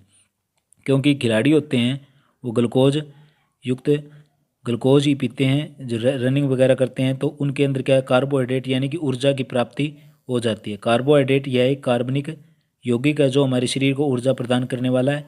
इसमें क्या होता है? कार्बन भी होता है, नाइट्रोजन भी होता है, हाइड्रोजन भी होता है और ऑक्सीजन भी होता है। और इनका अनुपात पूछ ले तो 1:2:1 होता है। और कार्बोहाइड्रेट होता है यह स्टार्च के रूप में संचित ईंधन का कार्य भी करती है। मानव शरीर को ऊर्जा उपलब्ध कराने से पहले निम्न में से किसे ग्लूकोज में बदला जाता है? तो कार्बोहाइड्रेट को ही ग्लूकोज में परिवर्तित किया जाता है। खमीर का एक महत्वपूर्ण स्रोत क्या है? तो विटामिन बी। खमीर का एक महत्वपूर्ण स्रोत क्या है? Vitamin B. विटामिन बी के बारे में डिटेल से पढ़ेंगे। विटामिन बी का रासायनिक नाम, विटामिन बी पहले तो जल में घुलनशील है, विटामिन बी और सी। विटामिन बी1 की बात करें तो बी1 का रासायनिक नाम थायमिन है। बी1 की कमी से बेरी नामक रोग हो जाता है और यह खमीर, दूध, चावल इत्यादि में पाया जाता है। बी2 की बात करें तो इसका रासायनिक नाम राइबोफ्लेविन है और इसकी कमी से होने वाला रोग किलोसिस है। अंडे की सफ़ेदी, मांस आदि में पाया जाता है। विटामिन बी3 की बात करूं तो नियासिन अम्ल है, इससे बाल सफ़ेद हो जाते हैं। मूंगफली, गन्ना इत्यादि में पाया जाता है। विटामिन बी6 की बात करूं तो पायरोडोक्सिन है जो त्वचा रोग या मरोड़ पड़ना आदि। इसकी कमी की पूर्ति किससे की जाती है? दालों से, चनों से और दही से। विटामिन बी7 की बात करूं तो बायोटीन, इससे लकवा और शरीर में दर्द हो जाता है। ताज़े फलों में विटामिन बी7 पाया जाता है। विटामिन B9 की बात करूँ तो फोलिक अम्ल, मुँह के अंदर छाले अल्सर वगैरह पड़ जाते हैं। केला सेब आदि इंपॉर्टेंट है। विटामिन B12 मोस्ट इंपॉर्टेंट है, इसका रासायनिक नाम साइनोकोबालामिन और इसकी कमी से रोग पांडु रोग, और यह पाया जाता है मांस, कलेजी, दूध इत्यादि में। शरीर के निर्माण में कौन सा कार्य करता है? शरीर के निर्माण में कौन कार्य करता है? तो प्रोटीन शरीर के निर्माण में महत्वपूर्ण कार्य करता है। प्रोटीन एक नाइट्रोजनी पदार्थ है, यह हमारे शरीर के निर्माता भी कहे जाते हैं, और इसकी शरीर में क्या है, वृद्धि भी, प्रोटीन है वो शरीर की वृद्धि के में भी सहायक है। टूटे फूटे अंगों के अंदर भी कोशिका का ऊतकों का निर्माण करता है। एंजाइम प्रोटीन का ही एक रूप है। प्रोटीन का स्रोत है बादाम, पनीर, चाल, दावल, सोयाबीन इत्यादि। किस विटामिन की कमी से बेरी रोग होता है? तो विटामिन B1 की कमी से बेरी नामक रोग हो जाता है। B1 जल में घुलनशील है, विटामिन C भी जल में घुलनशील है, और इस विटामिन में नाइट्रोजन तत्व पाया जाता है। इस विटामिन में नाइट्रोजन तत्व ज़्यादा पाया जाता है। विटामिन B की कमी से कौन सा रोग होता है? तो बेरी। विटामिन A की कमी से कौन सा रोग होता है? तो रोतोंदी। रिकेटस की बात करूँ तो विटामिन D से। स्कर्वी की बात करूँ तो विटामिन C की कमी से। सारे के सारे डाउट आपके क्लियर कर दिए। अगर चैनल पर नए हो तो चैनल को सब्सक्राइब करना ना भूलें। बात कर लेते हैं नेक्स्ट क्वेश्चन की। बच्चों में क्वासी ओरकर किसकी कमी से होता है? तो प्रोटीन की कमी से बच्चों के अंदर ये बीमारी आ जाती है। इससे क्या होता है, शरीर की वृद्धि रुक जाती है और शरीर का मानसिक विकास अच्छी तरह से नहीं होता। बात कर लेते हैं नेक्स्ट क्वेश्चन की। निम्नलिखित में से रासायनिक ऊर्जा और निम्नलिखित में से एक रासायनिक ऊर्जा और ऊष्मा का स्रोत है? तो चर्बी यानी कि वसा। शरीर को ऊर्जा देने वाला प्रमुख पदार्थ क्या है? वसा है। और वसा क्या है? जल में अघुलनशील है, और अक्सार का कारण भी क्या है? पारीक्षीण है। निम्नलिखित में से कौन सा पदार्थ मानव में कब्ज कम कर देता है? तो रस्य मानव के अंदर कब्ज को कम कर देते हैं, यानी कि कंट्रोल कर देते हैं। बात कर लेते हैं नेक्स्ट क्वेश्चन की। बेरी रोग, विटामिन खालिस्तान की कमी होता है। B1 की कमी के कारण कौन सा रोग होता है? बेरी होता है। बी जल के अंदर घुलनशील है, और इन विटामिनों के अंदर नाइट्रोजन तत्व पाया जाता है। विटामिन A निम्न में से सबसे ज़्यादा मात्रा में किस में होता है? तो विटामिन A गाजर के अंदर पाया जाता है। बात कर लेते हैं नेक्स्ट क्वेश्चन की। विटामिन A का रासायनिक नाम रेटिनॉल है, बता दिया। शरीर की वृद्धि में भी सहायक है, और इसकी कमी से रतौंधी नामक रोग होता है। इस विटामिन C का प्रचुर मात्रा में स्रोत खट्टे फलों में पाया जाता है, जैसे मौसमी, संतरा, आंवला इत्यादि, और टमाटर। इस विटामिन का रासायनिक नाम एस्कॉर्बिक अम्ल है, जल के अंदर भी घुलनशील है। बात कर लेते हैं खट्टे पदार्थों, नींबू, संतरा, मौसमी इत्यादि के अंदर विटामिन C की कमी से स्कर्वी रोग होता है। गाजर बीटा कैरोटीन का अच्छा स्रोत है, जो कि हमारे शरीर में विटामिन खालिस्तान में परिवर्तित करता है। तो विटामिन A के अंदर गाजर, यानी कि गाजर बीटा होती है, यानी विटामिन A की जो पूर्ति होती है वो गाजर के कारण ही होती है। आमतौर पर यह गलत धारणा है। बीटा कैरोटीन ही एक क्या है? विटामिन A है, परंतु वास्तव में यह क्या है? दोनों अलग अलग हैं, बीटा और कैरोटीन। रेटिनॉल की एक अक्रिय अवस्था है, और विटामिन A एक प्रकार की क्रियाशील अवस्था है। बात कर लेते हैं नेक्स्ट क्वेश्चन की। नेक्स्ट क्वेश्चन के अंदर क्या है? प्राकृतिक वसा और तेल किसके बने होते हैं? तो प्राकृतिक वसा और तेल किसके बने होते हैं? कार्बन के, हाइड्रोजन के और ऑक्सीजन के। कार्बन के, हाइड्रोजन के और ऑक्सीजन के। बात कर लेते हैं नेक्स्ट क्वेश्चन की। कार्बोहाइड्रेट यानी कि वसा की बात करूँ मैं, कार्बोहाइड्रेट की तरह वसा भी हाइड्रोजन, कार्बन और ऑक्सीजन के बने होते हैं, परंतु वसा में जब ऑक्सीजन की मात्रा कम होती है, क्योंकि अगर वसा का कमी हो जाए, यानी कि वसा की कमी हो जाए, तो शरीर की और त्वचा क्या हो जाएगी? सूखापन हो जाएगी। अगर वसा की अधिकता हो जाए तो मोटापा और हार्ट अटैक की आने की संभावना बन जाती है। प्रश्न नंबर 22, आयोडीन का अच्छा स्रोत क्या है? समुद्री खाद्य पदार्थ आयोडीन का प्रमुख स्रोत है। आयोडीन थायराइड ग्रंथि द्वारा स्रावित होता है, और यह थायरोक्सिन हार्मोन इससे स्रावित होते हैं। आयोडीन थायराइड ग्रंथि से होता है, और थायराइड ग्रंथि से ही थायरोक्सिन हार्मोन स्रावित होता है। आयोडीन की कमी हो जाए तो गंगा नामक रोग हो जाता है। और आयोडीन की मुख्य स्रोत क्या है? समुद्री खाद्य पदार्थ। आयोडीन की कमी का मुख्य खाद्य पदार्थ क्या है? समुद्री खाद्य पदार्थ। भोजन के ऊर्जा मूल्य को किस में मापा जाता है? तो कैलोरी के अंदर भोजन को मापा जाता है, यानी कि ऑप्शन बी। बात कर लेते हैं नेक्स्ट क्वेश्चन की। किस तत्व की कमी से भूख नहीं लगती और शरीर का विकास कम होता है? तो जिंक के कारण भूख नहीं लगती और शरीर का विकास भी क्या है? रुक जाता है। विटामिन B1 की कमी से बेरी रोग होता है। A1 की कमी से रतौंधी होता है। C की कमी से स्कर्वी होता है, और विटामिन D की कमी से रिकेटस होता है। गेहूं में पाए जाने वाला प्रोटीन क्या कहलाता है? तो ग्लूटीन कहलाता है। गेहूं में पाए जाने वाला प्रोटीन क्या होता है? ग्लूटीन। गेहूँ एक अनाज है जो भोजन खाद्य पदार्थ में पाया जाता है और इसमें ग्लूटीन नामक प्रोटीन पाया जाता है। निम्नलिखित में से किसे धूप विटामिन भी कहा जाता है, यानी कि विटामिन डी, जो विटामिन डी मिलता है हमें सूर्य के प्रकाश से प्राप्त होता है। बात कर लेते हैं नेक्स्ट क्वेश्चन की। नेक्स्ट क्वेश्चन के अंदर क्या दे रखा है, एंजाइम क्या है। एंजाइम क्या है, एंजाइम क्या है, प्रोटीन है। सारे के सारे एंजाइम क्या है, प्रोटीन है। बट सारे के सारे प्रोटीन क्या है, एंजाइम कभी भी नहीं हो सकते। कौन सा विटामिन संश्लेषित होता है जब हमारी त्वचा पर सूरज की रोशनी पड़ती है। जब सूरज पड़ेगा तो विटामिन डी हमें प्रचुर मात्रा में मिलेगा। निम्नलिखित में से यह पोषक तत्व नहीं है, क्या नहीं है, फाइबर। बात कर लेते हैं नेक्स्ट क्वेश्चन की। विटामिन जिसे मानव शरीर द्वारा संश्लेषित किया जाता है यह क्या है, विटामिन डी। विटामिन डी, सूर्य की प्रकाश की किरणों से विटामिन डी मिलता है हमें। वनस्पति स्रोत से व्युत्पन्न आहार वसा क्या है, सूरजमुखी का तेल। सूरजमुखी का तेल। विटामिन डी का प्राकृतिक स्रोत क्या है, सूर्य का प्रकाश। विटामिन डी का प्राकृतिक स्रोत क्या है, सूर्य का प्रकाश। प्रोटीन का सबसे समृद्ध स्रोत क्या है, सोयाबीन, यानी कि सोयाबीन के अंदर सबसे ज़्यादा मात्रा में प्रोटीन पाई जाती है। उदाहरण के तौर पर सोयाबीन में भी, पनीर के अंदर भी, मूंग की दाल के अंदर भी, बादाम, काजू इत्यादि के अंदर प्रचुर मात्रा में प्रोटीन पाई जाती है। बात कर लेते हैं नेक्स्ट क्वेश्चन की। प्रोटीन के निर्माण हैं अमीनो एसिड के, यानी कि option D amino acid. Carbohydrate का मुख्य स्रोत क्या है, स्टार्च। कार्बोहाइड्रेट का मुख्य स्रोत क्या है, स्टार्च। सोयाबीन के पूछ ले तो दाल।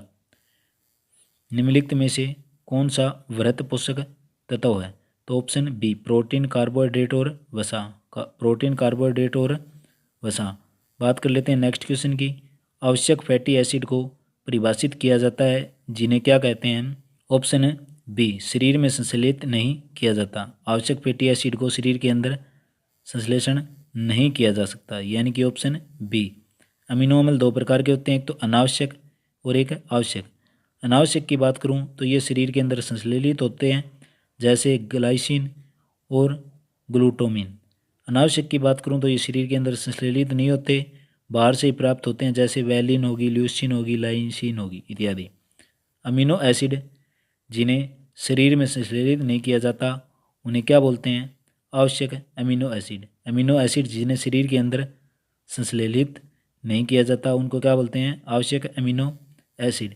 निम्नलिखित में से कौन सा पदार्थ पानी के अंदर घुलनशील है, यानी कि विटामिन ए, डी, ई और के वसा के अंदर घुलनशील है। पानी की बात करूं तो विटामिन बी और सी। बात कर लेते हैं नेक्स्ट क्वेश्चन की। नेक्स्ट क्वेश्चन क्या कहता है आपको, निम्नलिखित में से यह पदार्थ मल त्याग प्रायिकता बढ़ाकर कब्ज प्रवृत्ति रोकता है, तो फाइबर। नेक्स्ट क्वेश्चन क्या है, निम्न में से एक कारक द्वारा फोलिक एसिड नष्ट हो जाता है, यानी कि उष्मा और नमी की कमी हो जाती है। बात कर लेते हैं अब वनस्पति विज्ञान।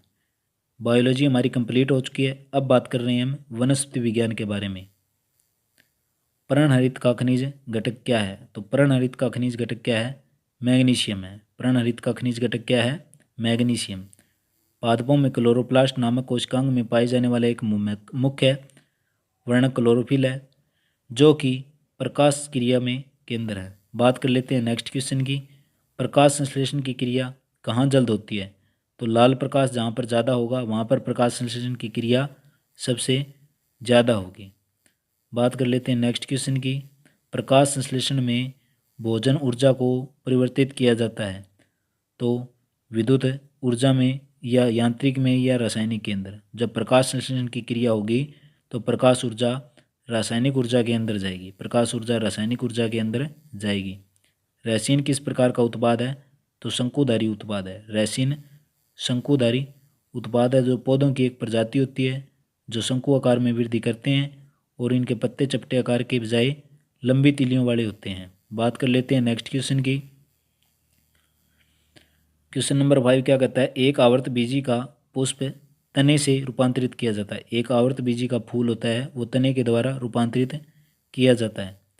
बात कर लेते हैं नेक्स्ट क्वेश्चन की। ऊंचे पौधों के पत्तों में संवेदन खालिस्तान के माध्यम से होता है, तो रंध्रों की सहायता से, यानी कि वाष्पोत्सर्जन होगा तो रंध्रों के अंदर होगा, तो उन्हीं के माध्यम से पौधों के पत्तों में संवेदन होता है। पेड़ों की उम्र का अनुमान कैसे लगाया जाता है, तो ऑप्शन डी वार्षिक वल्लियों को गिनकर पेड़ों की उम्र का अनुमान लगाया जा सकता है। बात कर लेते हैं अब नेक्स्ट क्वेश्चन की, पादप के किस भाग के अंदर प्रकाश संश्लेषण घटित होता है? तो पत्तियों के अंदर प्रकाश संश्लेषण घटित होता है। जब रात में प्रकाश संश्लेषण बंद हो जाए तो पौधे क्या करेंगे? जब रात में प्रकाश संश्लेषण बंद हो गया तो नॉर्मल सी बात है, पौधे ऑक्सीजन ग्रहण करेंगे और कार्बन डाइऑक्साइड छोड़ेंगे। निम्नलिखित में से किसमें सूखे फल कलियां मसाले के रूप में पाई जाती है? इलायची, दालचीनी। इस क्वेश्चन का राइट आंसर होगा आपका लौंग। क्या होगा? लौंग। लौंग एक क्या है? प्रसिद्ध मसाला है जिसका परंपरागत मसालों में विशेष स्थान है और लौंग के पौधे में सूखे फल और कलियां ही मसाले के रूप में प्रयोग की जाती है। बात कर लेते हैं नेक्स्ट क्वेश्चन की। क्वेश्चन नंबर 12, पौधे के किस रूप में नाइट्रोजन अवशोषित होते हैं? यानी पौधे के नाइट्रेट के रूप में ही नाइट्रोजन अवशोषित होती है। पौधे की गैसीय नाइट्रोजन ग्रहण करने की क्षमता नहीं होती। पौधे नाइट्रोजन को मुख्यतः नाइट्रोट के रूप में ही ग्रहण करते हैं। निम्नलिखित में से कौन सा हार्मोन का एक पादप हार्मोन है? कौन सा हार्मोन है? पादप हार्मोन है, यानी कि साइटोकाइनिन हार्मोन होता है, वो क्या है? पादप हार्मोन है। साइटोकाइनिन हार्मोन अक्षारीय प्रकृति का होता है और कोश का विभाजन में सहायक होता है। साइटोकाइनिन हार्मोन कोश का विभाजन में सहायक होता है। बात करें नेक्स्ट क्वेश्चन की, एक पौधे की जड़ें खालिस्तान फोटोट्रोपिज्म को दर्शाती है। तो इसका राइट आंसर होगा ऑप्शन बी नकारात्मक। एक पौधे की जड़ें नकारात्मक फोटोट्रोपिज्म को दर्शाती है। बात कर लेते हैं नेक्स्ट क्वेश्चन की, आहार नाल में पहले स्तर के उपभोक्ताओं में खालिस्तान शामिल है। तो आहार नाल के पहले स्तर के उपभोक्ताओं में उत्पादक शामिल है। किस प्रकार आहार नाल की बात करूं तो उत्पादक प्राथमिक होंगे, उपभोक्ता द्वितीयक होंगे, तीसरे क्या होंगे? अपघटक। पौधे मुख्य रूप से खालिस्तान के पोषक तत्वों को अवशोषित करते हैं। तो किसके पोषक तत्वों को अवशोषित करते हैं? सूर्य का प्रकाश हो गया, हवा होगी, बारिश की बूंद होगी और मिट्टी, यानी इसका राइट आंसर होगा मिट्टी।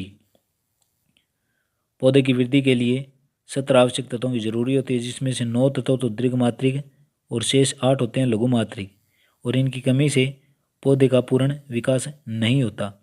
फूल के पौधों में भोजन पहुंचाने वाला ऊतक क्या है? फ्लोएम, यानी भोजन का काम कौन करेगा? फ्लोएम ऊतक। यहीं पर मैं बात करूं जल का परिवहन कौन करेगा? तो जाइलम ऊतक। बात कर लेते हैं अब नेक्स्ट क्वेश्चन की, एक आहार श्रृंखला में उत्पादों और उपभोक्ताओं के दर्शाने का सही क्रम क्या है? तो इस क्वेश्चन का राइट आंसर होगा ऑप्शन ए, पहले आएगा उत्पादक, फिर प्राथमिक उपभोक्ता, फिर माध्यमिक, फिर तीसरा। यानी कि ये क्वेश्चन ऊपर आ गया था, प्राथमिक उपभोक्ता, माध्यमिक उपभोक्ता और तृतीयक उपभोक्ता।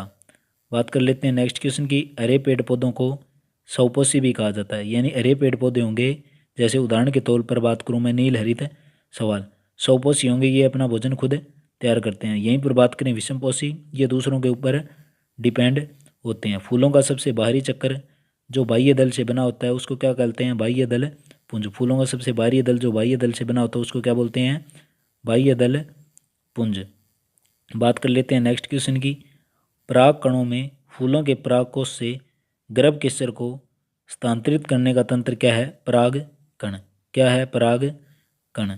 बात कर लेते हैं नेक्स्ट क्वेश्चन की, निम्नलिखित में से कौन सा कारक पौधों में प्रकाश संश्लेषण को प्रभावित नहीं करता? तो मिट्टी का रंग प्रकाश संश्लेषण का ऊपर कोई रोल नहीं है, बाकी पानी भी होना चाहिए, सूरज का प्रकाश भी होना चाहिए और कार्बन डाइऑक्साइड भी। बात कर लेते हैं नेक्स्ट क्वेश्चन की, साइनो को बैक्टीरिया को खालिस्तान भी कहा जाता है। तो नील हरित सवाल को ही साइनो बैक्टीरिया भी कहा जाता है। बात करें नेक्स्ट क्वेश्चन की, कोई एक सवाल और एक खालिस्तान के बीच सहजीवी साचार्य दिखती है, यानी कि इसके बीच में फफूंद के बीच में सहजीवी और साचार्य देखने को मिलती है। बात करें सहजीवन सबसे अच्छा क्या है? उदाहरण इसका लाइकेन है, और जिसमें क्या होते हैं? सवाल भी होते हैं और कवक के बीच में पारस्परिक कल्याण कारण सहजीविता है। बात करें नेक्स्ट क्वेश्चन की, पुष्पी पादप को खालिस्तान श्रेणी के अंतर्गत वर्गीकृत किया गया था। यानी कि पुष्पी पादप को आवर्त बीजी की श्रेणी के अंतर्गत अलग अलग भागों में बांट दिया था। बात कर लेते हैं नेक्स्ट क्वेश्चन की, पुष्पी पादप में परागकण से सहायता करने वाला एक जीवीय कारक क्या है? पशु है। पशु पुष्पी पादप में परागकण में सहायता करने वाला एक जीवीय कारक है। सारे के सारे क्वेश्चन आपको एग्जाम कॉर्नर से वेरी वेरी इंपॉर्टेंट करवा रहे हैं। अगर चैनल पर नए हो तो चैनल को सब्सक्राइब करना ना भूलें। पुष्प का निम्नलिखित में से कौन सा एक भाग फल के रूप में भी विकसित होता है? पुष्प का एक कौन सा भाग जो फल के रूप में भी विकसित होता है? तो इसका राइट आंसर होगा आपका ऑप्शन सी, अंडाशय। फूल का जो अंडाशय होता है वो फल में परिवर्तित होता है। अंडाशय भित्ति के अंदर क्या होता है? फल भित्ति। और त्रिसंयोजक केंद्रक की बात करूँ तो इसके अंदर भ्रूणपोष और अंडकोशिका के अंदर भ्रूण में। बाकी आप नेक्स्ट क्वेश्चन क्या है? जिस प्रक्रिया द्वारा स्थलीय पौधों में वाष्पीकरण के माध्यम से पत्तियों से जल वाष्पीकृत होकर वायुमंडल में चला जाता है तो उस प्रक्रिया को क्या बोलते हैं? संवेदन। जिस प्रक्रिया द्वारा स्थलीय पौधों में वाष्पीकरण के माध्यम से पत्तियों से जल वाष्पीकृत होकर वायुमंडल में चला जाए तो उसको क्या बोलेंगे? संवेदन। बात करें नेक्स्ट क्वेश्चन की, पौधे का कौन सा हिस्सा स्थानांतरण में शामिल नहीं है? तो इसका राइट आंसर अभी तक कन्फर्म नहीं है, क्योंकि फ्लोएम ऊतक होता है वो तो भोजन का परिवहन करता है, और जाइलम की बात करूं तो जल का परिवहन करता है। प्रश्न में यह है इसका स्थानांतरण नहीं है, क्योंकि जल या भोजन का एक का ही हो सकता है, या तो फ्लोएम का या जाइलम का। बात करें नेक्स्ट क्वेश्चन की।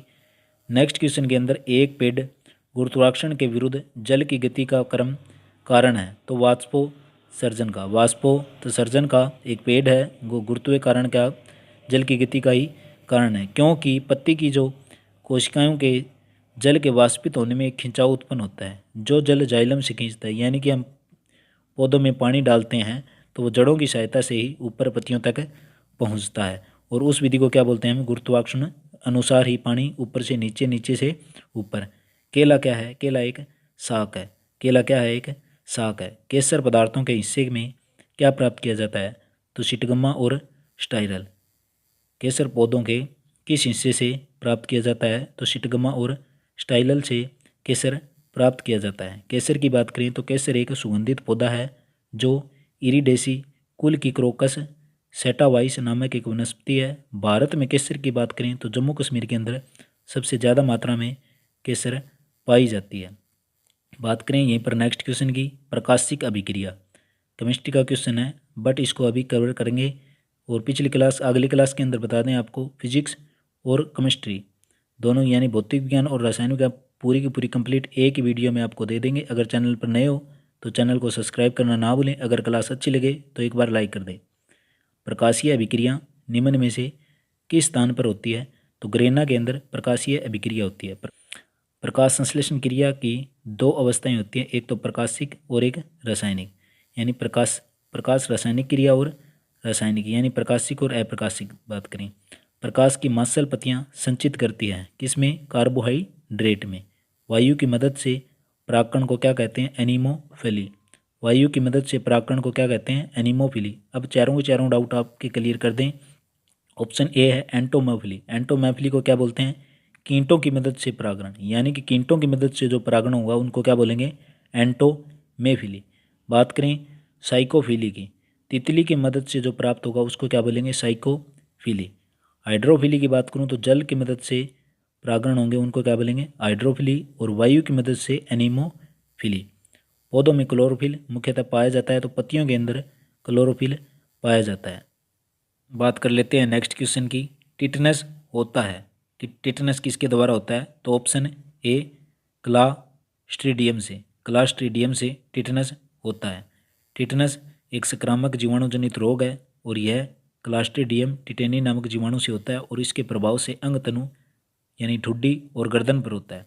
त्वचा की सबसे स्थायी परत को क्या कहा जाता है? तो अधिचर्म यानी एपिडर्मिस। त्वचा की सबसे ऊपरी सतह को क्या कहा जाता है? तो एपिडर्मिस कहा जाता है। त्वचा की 3 सतह होती है, सबसे ऊपरी परत है एपिडर्मिस, और सबसे नीचे वाली अचवतीय है, और मध्य वाली क्या होती है? अतवर्त, यानी कि एपिडर्मिस, डर्मिस, और सबसे नीचे वाली क्या होगी आपकी? अवत्वचीय।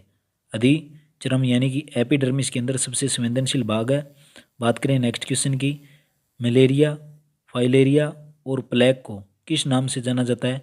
तो इस क्वेश्चन का राइट आंसर होगा रोगवाहक जनित बीमारी। रोगवाहक जनित बीमारी से भी जाना जाता है। बात कर लेते हैं नेक्स्ट क्वेश्चन की।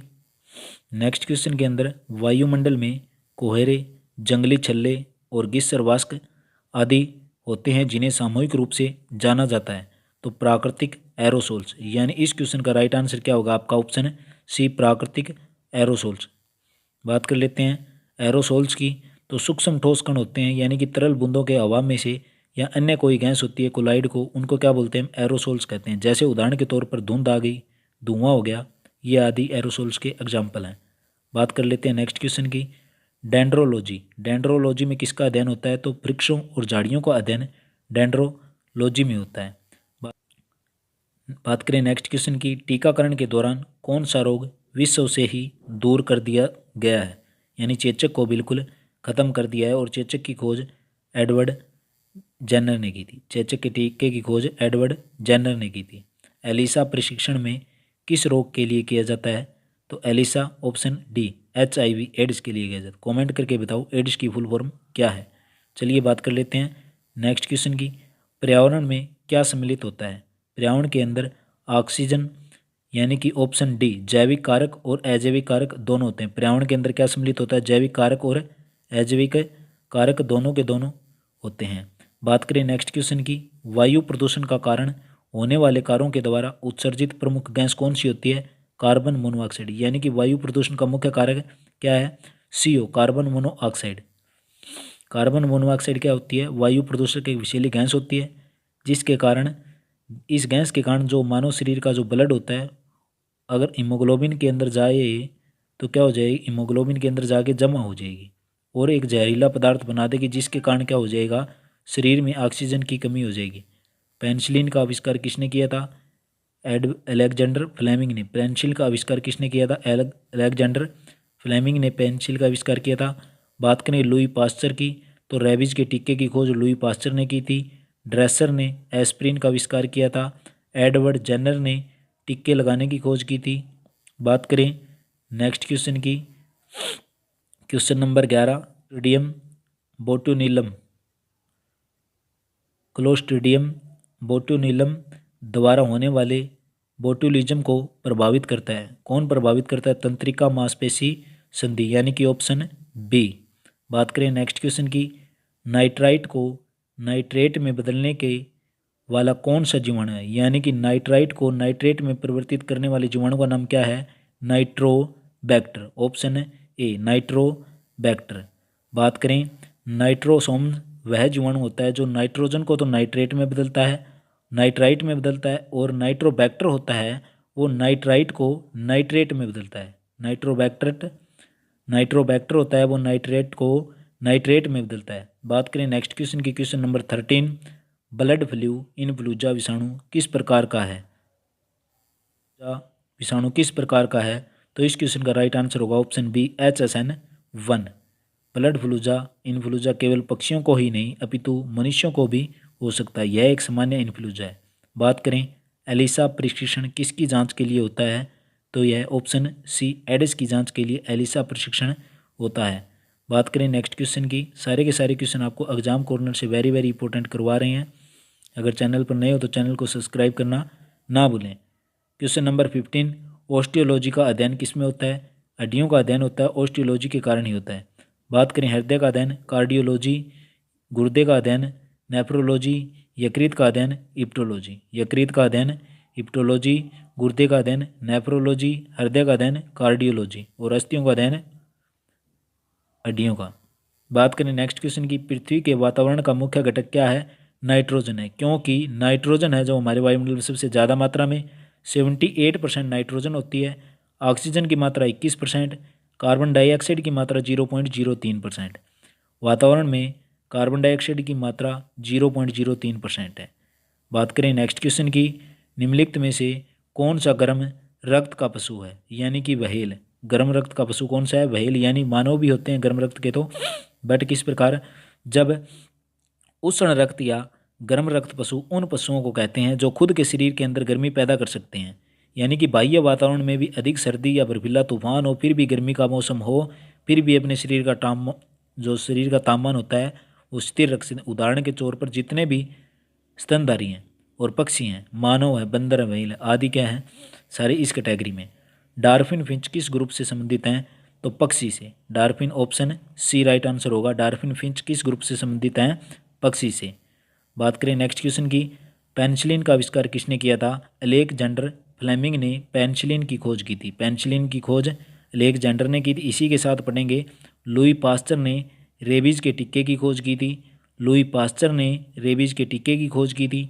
ड्रेसर ने एस्प्रिन की खोज की थी। ड्रेसर ने एस्प्रिन की खोज की थी। एडवर्ड जेनर ने टीके की खोज की थी। एडवर्ड जेनर ने टीके लगाने की खोज की थी। रोनाल्ड रोस को खालिस्तान पर उनके कार्य के लिए नोबेल पुरस्कार प्रदान किया गया था। किसके कार्य के लिए? मलेरिया पर उन्होंने कार्य किया था। उन्हीं के दौरान रोनाल्ड रोस को पुरस्कार प्रदान किया गया था और ये पहले व्यक्ति थे जिनको नोबेल पुरस्कार प्राप्त किया था। प्रथम ब्रिटिश के तौर पर नोबेल से सम्मानित होने वाले पहले व्यक्ति रोनाल्ड रोस को 1902 के अंदर मलेरिया से पुरस्कार मिला था। निम्नलिखित में से उष्ण रक्त पशु कौन सा है? तो बंदर है। यानी कि कौन सा है? बंदर है, जो खुद को गर्म कर ले। मनुष्य भी इस कैटेगरी के अंदर आता है, व्हेल भी इसी कैटेगरी के अंदर आता है। बात करें नेक्स्ट क्वेश्चन की। पक्षियों के मलमूत्र का किण्वन खालिस्तान होता है। पक्षियों के मलमूत्र का किण्वन बहुत ही जल्दी से हो जाता है, यानी कि ऑप्शन ए। बात करें नेक्स्ट क्वेश्चन की। बैक्टीरिया में गमनागमन खालिस्तान की सहायता से होता है। बैक्टीरिया में गमनागमन खालिस्तान की सहायता से होता है। बैक्टीरिया में गमनागमन खालिस्तान की सहायता से होता है। ऑप्शन सी कसा बीका। ऑप्शन सी कसा बीका। बात करें नेक्स्ट क्वेश्चन की।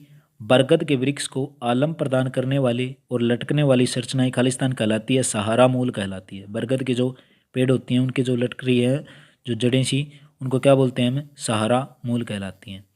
बात करें नेक्स्ट क्वेश्चन की। पक्षियों के आगे के जो पैर होते हैं खालिस्तान में संशोधित हुआ है पंखों के अंदर। किसके अंदर? पंखों के अंदर। अस्मित शरीर वाले पशु का उदाहरण क्या है? Option C सपंज। 27 का ऑप्शन सी सपंज। बात कर लेते हैं नेक्स्ट क्वेश्चन की। पौधे और अन्य पशुओं दोनों का भक्षण करने वाले पशु क्या कहलाते हैं? सरोभक्षी। यानी कि पौधों को भी और पशुओं को भी दोनों का ही भक्षण कर ले उनको क्या बोलेंगे? सरोभक्षिक बोलेंगे। बात करें शाकाहारी की, जो सिर्फ साग सब्जियों या भूमि से उत्पन्न होने वाले पदार्थों का यानी पादपों का भोजन करते हैं वो शाकाहारी होते हैं। मांसाहारी जो जीवों का भोजन करते हैं बट जब दोनों खा ले उनको बोलते हैं सरोभक्षी। बात करें नेक्स्ट क्वेश्चन की। वायुमंडल की वह परत जो सूर्य के पराश्रय विकिरण का अवशोषण करती है, यानी कि ओजोन परत होती है जो हमारे सूरज से आने वाली पराबैंगनी विकिरणों को रोक। ओजोन सतह सूर्य के आने वाली यूवी यानी अल्ट्रा वायलेट तरंगों को अवशोषित करती है। त्वचा संबंधी बीमारियां ज़्यादा बढ़ाने के लिए जिम्मेदार है। अयस्कता एक बीमारी है जो खालिस्तान की धूल के अभिसवन में पैदा होती है, यानी लोहे के। बात करें नेक्स्ट क्वेश्चन की। नेक्स्ट क्वेश्चन क्या है? मियादी बुखार। मियादी बुखार का हेतुक खालिस्तान जीवाणु से होता है, तो ऑप्शन सी इसका राइट आंसर होगा। मियादी बुखार का ऑप्शन सी साल्मोनेला टाइफी। मियादी बुखार यानी कि टाइफाइड साल्मोनेला टाइफी नामक जीवाणु से होती है। जो साल्मोनेला टाइफी नामक जीवाणु होता है वो अशुद्ध जल और भोजन शरीर से छोटी आंत में प्रवेश करेगी, जिसके कारण क्या है? पलिया से संपूर्ण शरीर के अंगों को प्रभावित करता है और इसका पता लगाने के लिए एक प्रशिक्षण किया जाता है, वाइंडल प्रशिक्षण, और इसकी औषधि है क्लोरोमाइसिटिन। बात करें नेक्स्ट क्वेश्चन की। मलेरिया का इलाज करने के लिए क्विनिन नामक दवा का प्रयोग किया जाता है, जिसे सिनकोना के पेड़ से प्राप्त किया। Most important question. मलेरिया का इलाज के लिए क्विनिन नामक दवा का प्रयोग किया जाता है और इसको सिनकोना के पेड़ के वृक्ष की छाल से प्राप्त किया जाता है। प्रदूषित जल में आयरन और मैग्नीज निकालने में निम्न में से कौन सा तरीका प्रभावी नहीं है? तो इसका राइट आंसर क्या होगा आपका? ऑप्शन बी चूना सोडा प्रक्रिया के द्वारा। बात करें नेक्स्ट क्वेश्चन की। खालिस्तान को किसानों का मित्र किसे कहा जाता है? ऑप्शन बी केंचुआ को किसानों का मित्र कहा जाता है। बात करें केंचुआ की। केंचुआ एनेलिडा संघ का प्राणी है और यह भूमि पर रेंग कर चलता है। कीड़े मकोड़ों को खाने के लिए पूरी मिट्टी को गीला कर देता है और जिससे मिट्टी पोली हो जाती है और जुताई आसान हो जाती है। इसमें से कौन सा औद्योगिक और रासायनिक प्रदूषण से संबंधित नहीं है? तो प्रोटोजोआ संदूषण। बात करें नेक्स्ट क्वेश्चन की। प्रतिरक्षीकरण की प्रक्रिया को विकसित करती है। प्रतिरक्षण क्रिया को विकृत कौन करती है? कृत्रिम प्रतिरक्षा। Option D. हमारे शरीर में मुद्रक और निहाई कहाँ पाया जाता है? तो हमारे शरीर में मुद्रक और निहाई कान में पाया जाता है। हमारे शरीर में मुद्रक और निहाई कान में पाया जाता है। मानव कान के भी 3 पार्ट हैं। बाह्य कर्ण इसके भीतरी सिरे पर कर्णपटल झिल्ली होती है जिसे कान का पर्दा भी कहते हैं। बात करें मध्य कर्ण की, इसमें 3 छोटी कर्ण होती हैं जो अस्थियां होती हैं, एक मुद्रक, एक स्टेपिज, और कान की सबसे छोटी हड्डी कौन सी होती है? स्टेपिज होती है। और मानव शरीर की सबसे बड़ी हड्डी कौन सी होती है? फीमर जांघ की होती है। और सबसे मजबूत हड्डी क्या होती है? जबड़े की होती है। वास्तव में कार्बन डाइऑक्साइड का सामान्य स्तर क्या है? 0.03% और नाइट्रोजन 78%, ऑक्सीजन 21%। CFC यानी क्लोरोफ्लोरोकार्बन एक आवश्यक यानी CFC क्लोरोफ्लोरोकार्बन एक आवश्यकात्मक पदार्थ खालिस्तान में पाया जाता है तो रेफ्रिजरेटर में होती है, मशीनों में भी होती है और वाटर कूलर में, यानी कि तीनों के तीनों आएंगे। राइट आंसर होगा इसका उपरोक्त है सभी। बात करें नेक्स्ट क्वेश्चन की, एक 11 साल के लड़के में टाइफाइड का निदान किया जाता है, आपके अनुसार लड़के में इस रोग का कारण क्या होगा? तो यह अस्वस्थ खाने का उपयोग करेगा। बात करें नेक्स्ट क्वेश्चन की, निम्न में से गैर संक्रामक रोगों का उदाहरण है। गैर संक्रामक रोग कौन से हो गए? कैंसर। बात करें नेक्स्ट क्वेश्चन की, कौन सा ग्रहण शक्ति सूचक है? ग्रहण शक्ति सूचक कौन सा है? इसका राइट आंसर होना चाहिए ऑप्शन बी। बाकी अपना आंसर कमेंट करके जरूर बताओ कौन सा एक ग्रहण शक्ति सूचक है। लौंग, प्याज, वेनिला और हल्दी। बात करें नेक्स्ट क्वेश्चन की, हृदय और फेफड़ों की ध्वनि सुनने और उनका विश्लेषण करने वाले चिकित्सा साधन को क्या कहते हैं? यानी कि जो डॉक्टर लोग होते हैं उनको क्या कहते हैं? स्टेथोस्कोप। स्टेथोस्कोप। बात करें नेक्स्ट क्वेश्चन की, स्टेथोस्कोप भी एक ऐसा अंतर होता है जिसके अंदर हृदय और फेफड़ों की ध्वनि सुनी जाती है। यदि किसी व्यक्ति को बंदूक की गोली लगने पर उसके शरीर पर सभी गोलियां निकल गई और किस कारण से शरीर में जहर फैल जाता है? तो शीशे के कारण। किसके कारण? शीशा के कारण। गोली में शीशा नामक जहरीला तत्व होता है। इस तत्व के शरीर में लंबे समय तक रहने के कारण शरीर में जहर फैल जाता है। मनुष्य को मानव जाति के साथ बताया गया है तो ऑप्शन क्या होगा इसका? बी, अधिक लाभदायक और कम हानिकारक। मनुष्य केंचुए को मानव जाति के साथ बताया गया है तो केंचुआ कम लाभदायक और अधिक हानिकारक नहीं होगा बल्कि अधिक लाभदायक और कम हानिकारक होगा। बात करें केंचुए की, केंचुए को किसानों का मित्र भी कहा जाता है। बात करें नेक्स्ट क्वेश्चन की, किस रोग के इलाज में क्लोरोक्विन का प्रयोग किया जाता है? तो मलेरिया के इलाज के लिए क्लोरोक्विन फास्फेट मलेरिया रोग की एक औषधि है जिसका प्रयोग किया जाता है। बात करें नेक्स्ट क्वेश्चन की, लवण युक्त मिट्टी में उगने वाले पौधे क्या हैं? तो इसका राइट आंसर होगा ऑप्शन डी, हेलोफाइट। लवण युक्त मिट्टी में उगने वाले पौधे हैं। निम्न में से किन बीमारियों का निदान एंटीबॉडीज नहीं करती? तो कौन बीमारियों का निदान एंटीबॉडीज नहीं करती? तो खसरे का। ऑप्शन सी, एंटीबॉडीज जीवाणुओं से रक्षा करता है किंतु विषाणुओं से नहीं। और खसरा क्या है? एक विषाणु जनित रोग है जो मार्बेली विषाणु से होता है। खसरा किससे होता है? मार्बेली विषाणु से। निम्नलिखित में से कौन सा जोड़ा सही है? यानी कि निमोनिया होगी तो क्या प्रभावित होंगे? फेफड़े प्रभावित होंगे, तो यही आंसर इसका सही हो जाएगा। बाकी बात करें इसकी डिटेल के अंदर, मोतियाबिंद होता है वो आँखों का रोग होता है, पीलिया होता है वो यकृत का रोग होता है, डायबिटीज़ होती है वो इंसुलिन की कमी के कारण डायबिटीज़, यकृत का रोग पीलिया से संबंधित और आँखों का रोग मोतियाबिंद से। आग को ज़्यादा शीघ्रता से बुझाया जा सकता है जब क्वथनाक वाले जल से, यानी क्वथनाक वाले जल से आग को शीघ्र बुझाया जा सकता है। बात करें नेक्स्ट क्वेश्चन की, कोकरेचों, झींगों और केकड़ों के क्या होते हैं? संयुक्त नेत्र होते हैं। कोकरेचों, झींगों और केकड़ों के क्या होते हैं? संयुक्त नेत्र होते हैं। बात करें नेक्स्ट क्वेश्चन की, कैथोड किरण ट्यूब खालिस्तान है। कैथोड किरण ट्यूब टेलीविजन सेट का ही एक पार्ट है। कैथोड किरण ट्यूब टेलीविजन सेट का ही एक पार्ट है। बात करें टेलीविजन की, इस ट्यूब का कैथोड ट्यूब का प्रयोग 1934 में जर्मन वैज्ञानिक टेली फ्रैंकन ने किया था। जर्मन वैज्ञानिक टेली फ्रैंकन ने इस ट्यूब का उपयोग किया था। बात करें नेक्स्ट क्वेश्चन की, आवृत्ति, आयाम, लोलक और आवृत्ति, यानी कि इसको सम्मिलित करना है तो क्या हो जाएगा आपकी?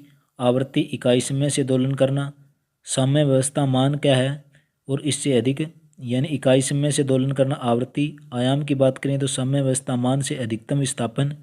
लोलक एक ऐसी युक्ति होती है जिसमें धागे के सिरे पर भार झूलता है।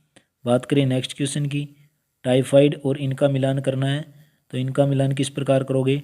टाइफाइड होता है जीवाणु से, और मलेरिया होती है प्रोटोजोआ से, और विष एडेस होती है विषाणु से, दाद होती है फंजाई से। निम्नलिखित में से क्या एक भौतिक परिवर्तन है? ऊर्ध्वापातन एक भौतिक परिवर्तन है। और बाकी डिटेल में हम जाएंगे साइंस के, यानी कि फिजिक्स और केमिस्ट्री के, वो कल वाली क्लास के अंदर आपको दे देंगे। आज की क्लास में बस मोटे मोटे इंपॉर्टेंट क्वेश्चन करेंगे। बायो कंप्लीट कर लिया है, जैसे ही 1-2 क्वेश्चन और बायो का आएगा वो कर देंगे, पूरे के पूरे पेज को हम खत्म कर देंगे। भौतिक परिवर्तन, जिस अवस्था के अंदर भौतिक रूप, आकार, अवस्था आदि बदल जाए उनको क्या बोलते हैं? भौतिक परिवर्तन बोलते हैं। बात करें नेक्स्ट क्वेश्चन की, इनका भी मिलान करना है, यानी कि द्रव से गैस बनेगी तो वाष्पन के कारण ठोस को जब गैस के अंदर लेके जाएंगे तो ऊर्ध्वापातन, यानी कि उदाहरण के तौर पर बताऊं, अगर कपूर है, कपूर ठोस होती है और कपूर को जब आग लगाते हैं तो ये गैस के अंदर कन्वर्ट होगी, तो क्या होगी? ठोस का सीधा गैस के अंदर जाना ऊर्ध्वापातन होता है। यानी एग्जाम्पल के तौर पर आप कपूर ले सकते हो। प्रशीतन की बात करूं तो द्रव से ठोस के अंदर आना, द्रव से ठोस के अंदर आना, जैसे लिक्विड पानी है और उसको फ्रिज के अंदर लगा दिया तो बर्फ बन गई। ठोस से द्रव जाना, ये उल्टा हो गया इसका द्रवण के अंदर, यानी बर्फ को जब पिघला दें तो पहले ठोस थी फिर उसके बाद लिक्विड हो गई। नेक्स्ट क्वेश्चन की, प्रकाश रासायनिक धुंध में कौन ज़्यादातर पाया जाता है? तो प्रकाश रासायनिक ऑक्सीडेंट, प्रकाश रासायनिक ऑक्सीडेंट, प्रकाश रासायनिक ऑक्सीडेंट। बात करें नेक्स्ट क्वेश्चन की, निम्नलिखित में से कौन सा कीट वाहक रोग नहीं है? तो बेरीबेरी रोग एक कीट वाहक रोग नहीं है, बाकी सारे कालाजार, मलेरिया, प्लेग आदि सारे हैं, क्योंकि बेरीबेरी रोग विटामिन B1 की कमी के कारण होता है। इनका भी मिलान करना है। नील फ्रैंकलिन ने DNA की खोज की थी। यहीं पर बात करें तो व्यूगो डी वरीज ने उत्परिवर्तन का सिद्धांत दिया था। W वाल्डेयर ने गुणसूत्र, और रही बात लेविन की तो राइबोज शर्करा का। बात करें नेक्स्ट क्वेश्चन की, सूची 1 और सूची 2 को मिलाओ। क्लोरोमाइस्टिन विटामिन एस्कॉर्बिक अम्ल, यानी कि विटामिन क्या हो गया आपका? एस्कॉर्बिक अम्ल हो गया।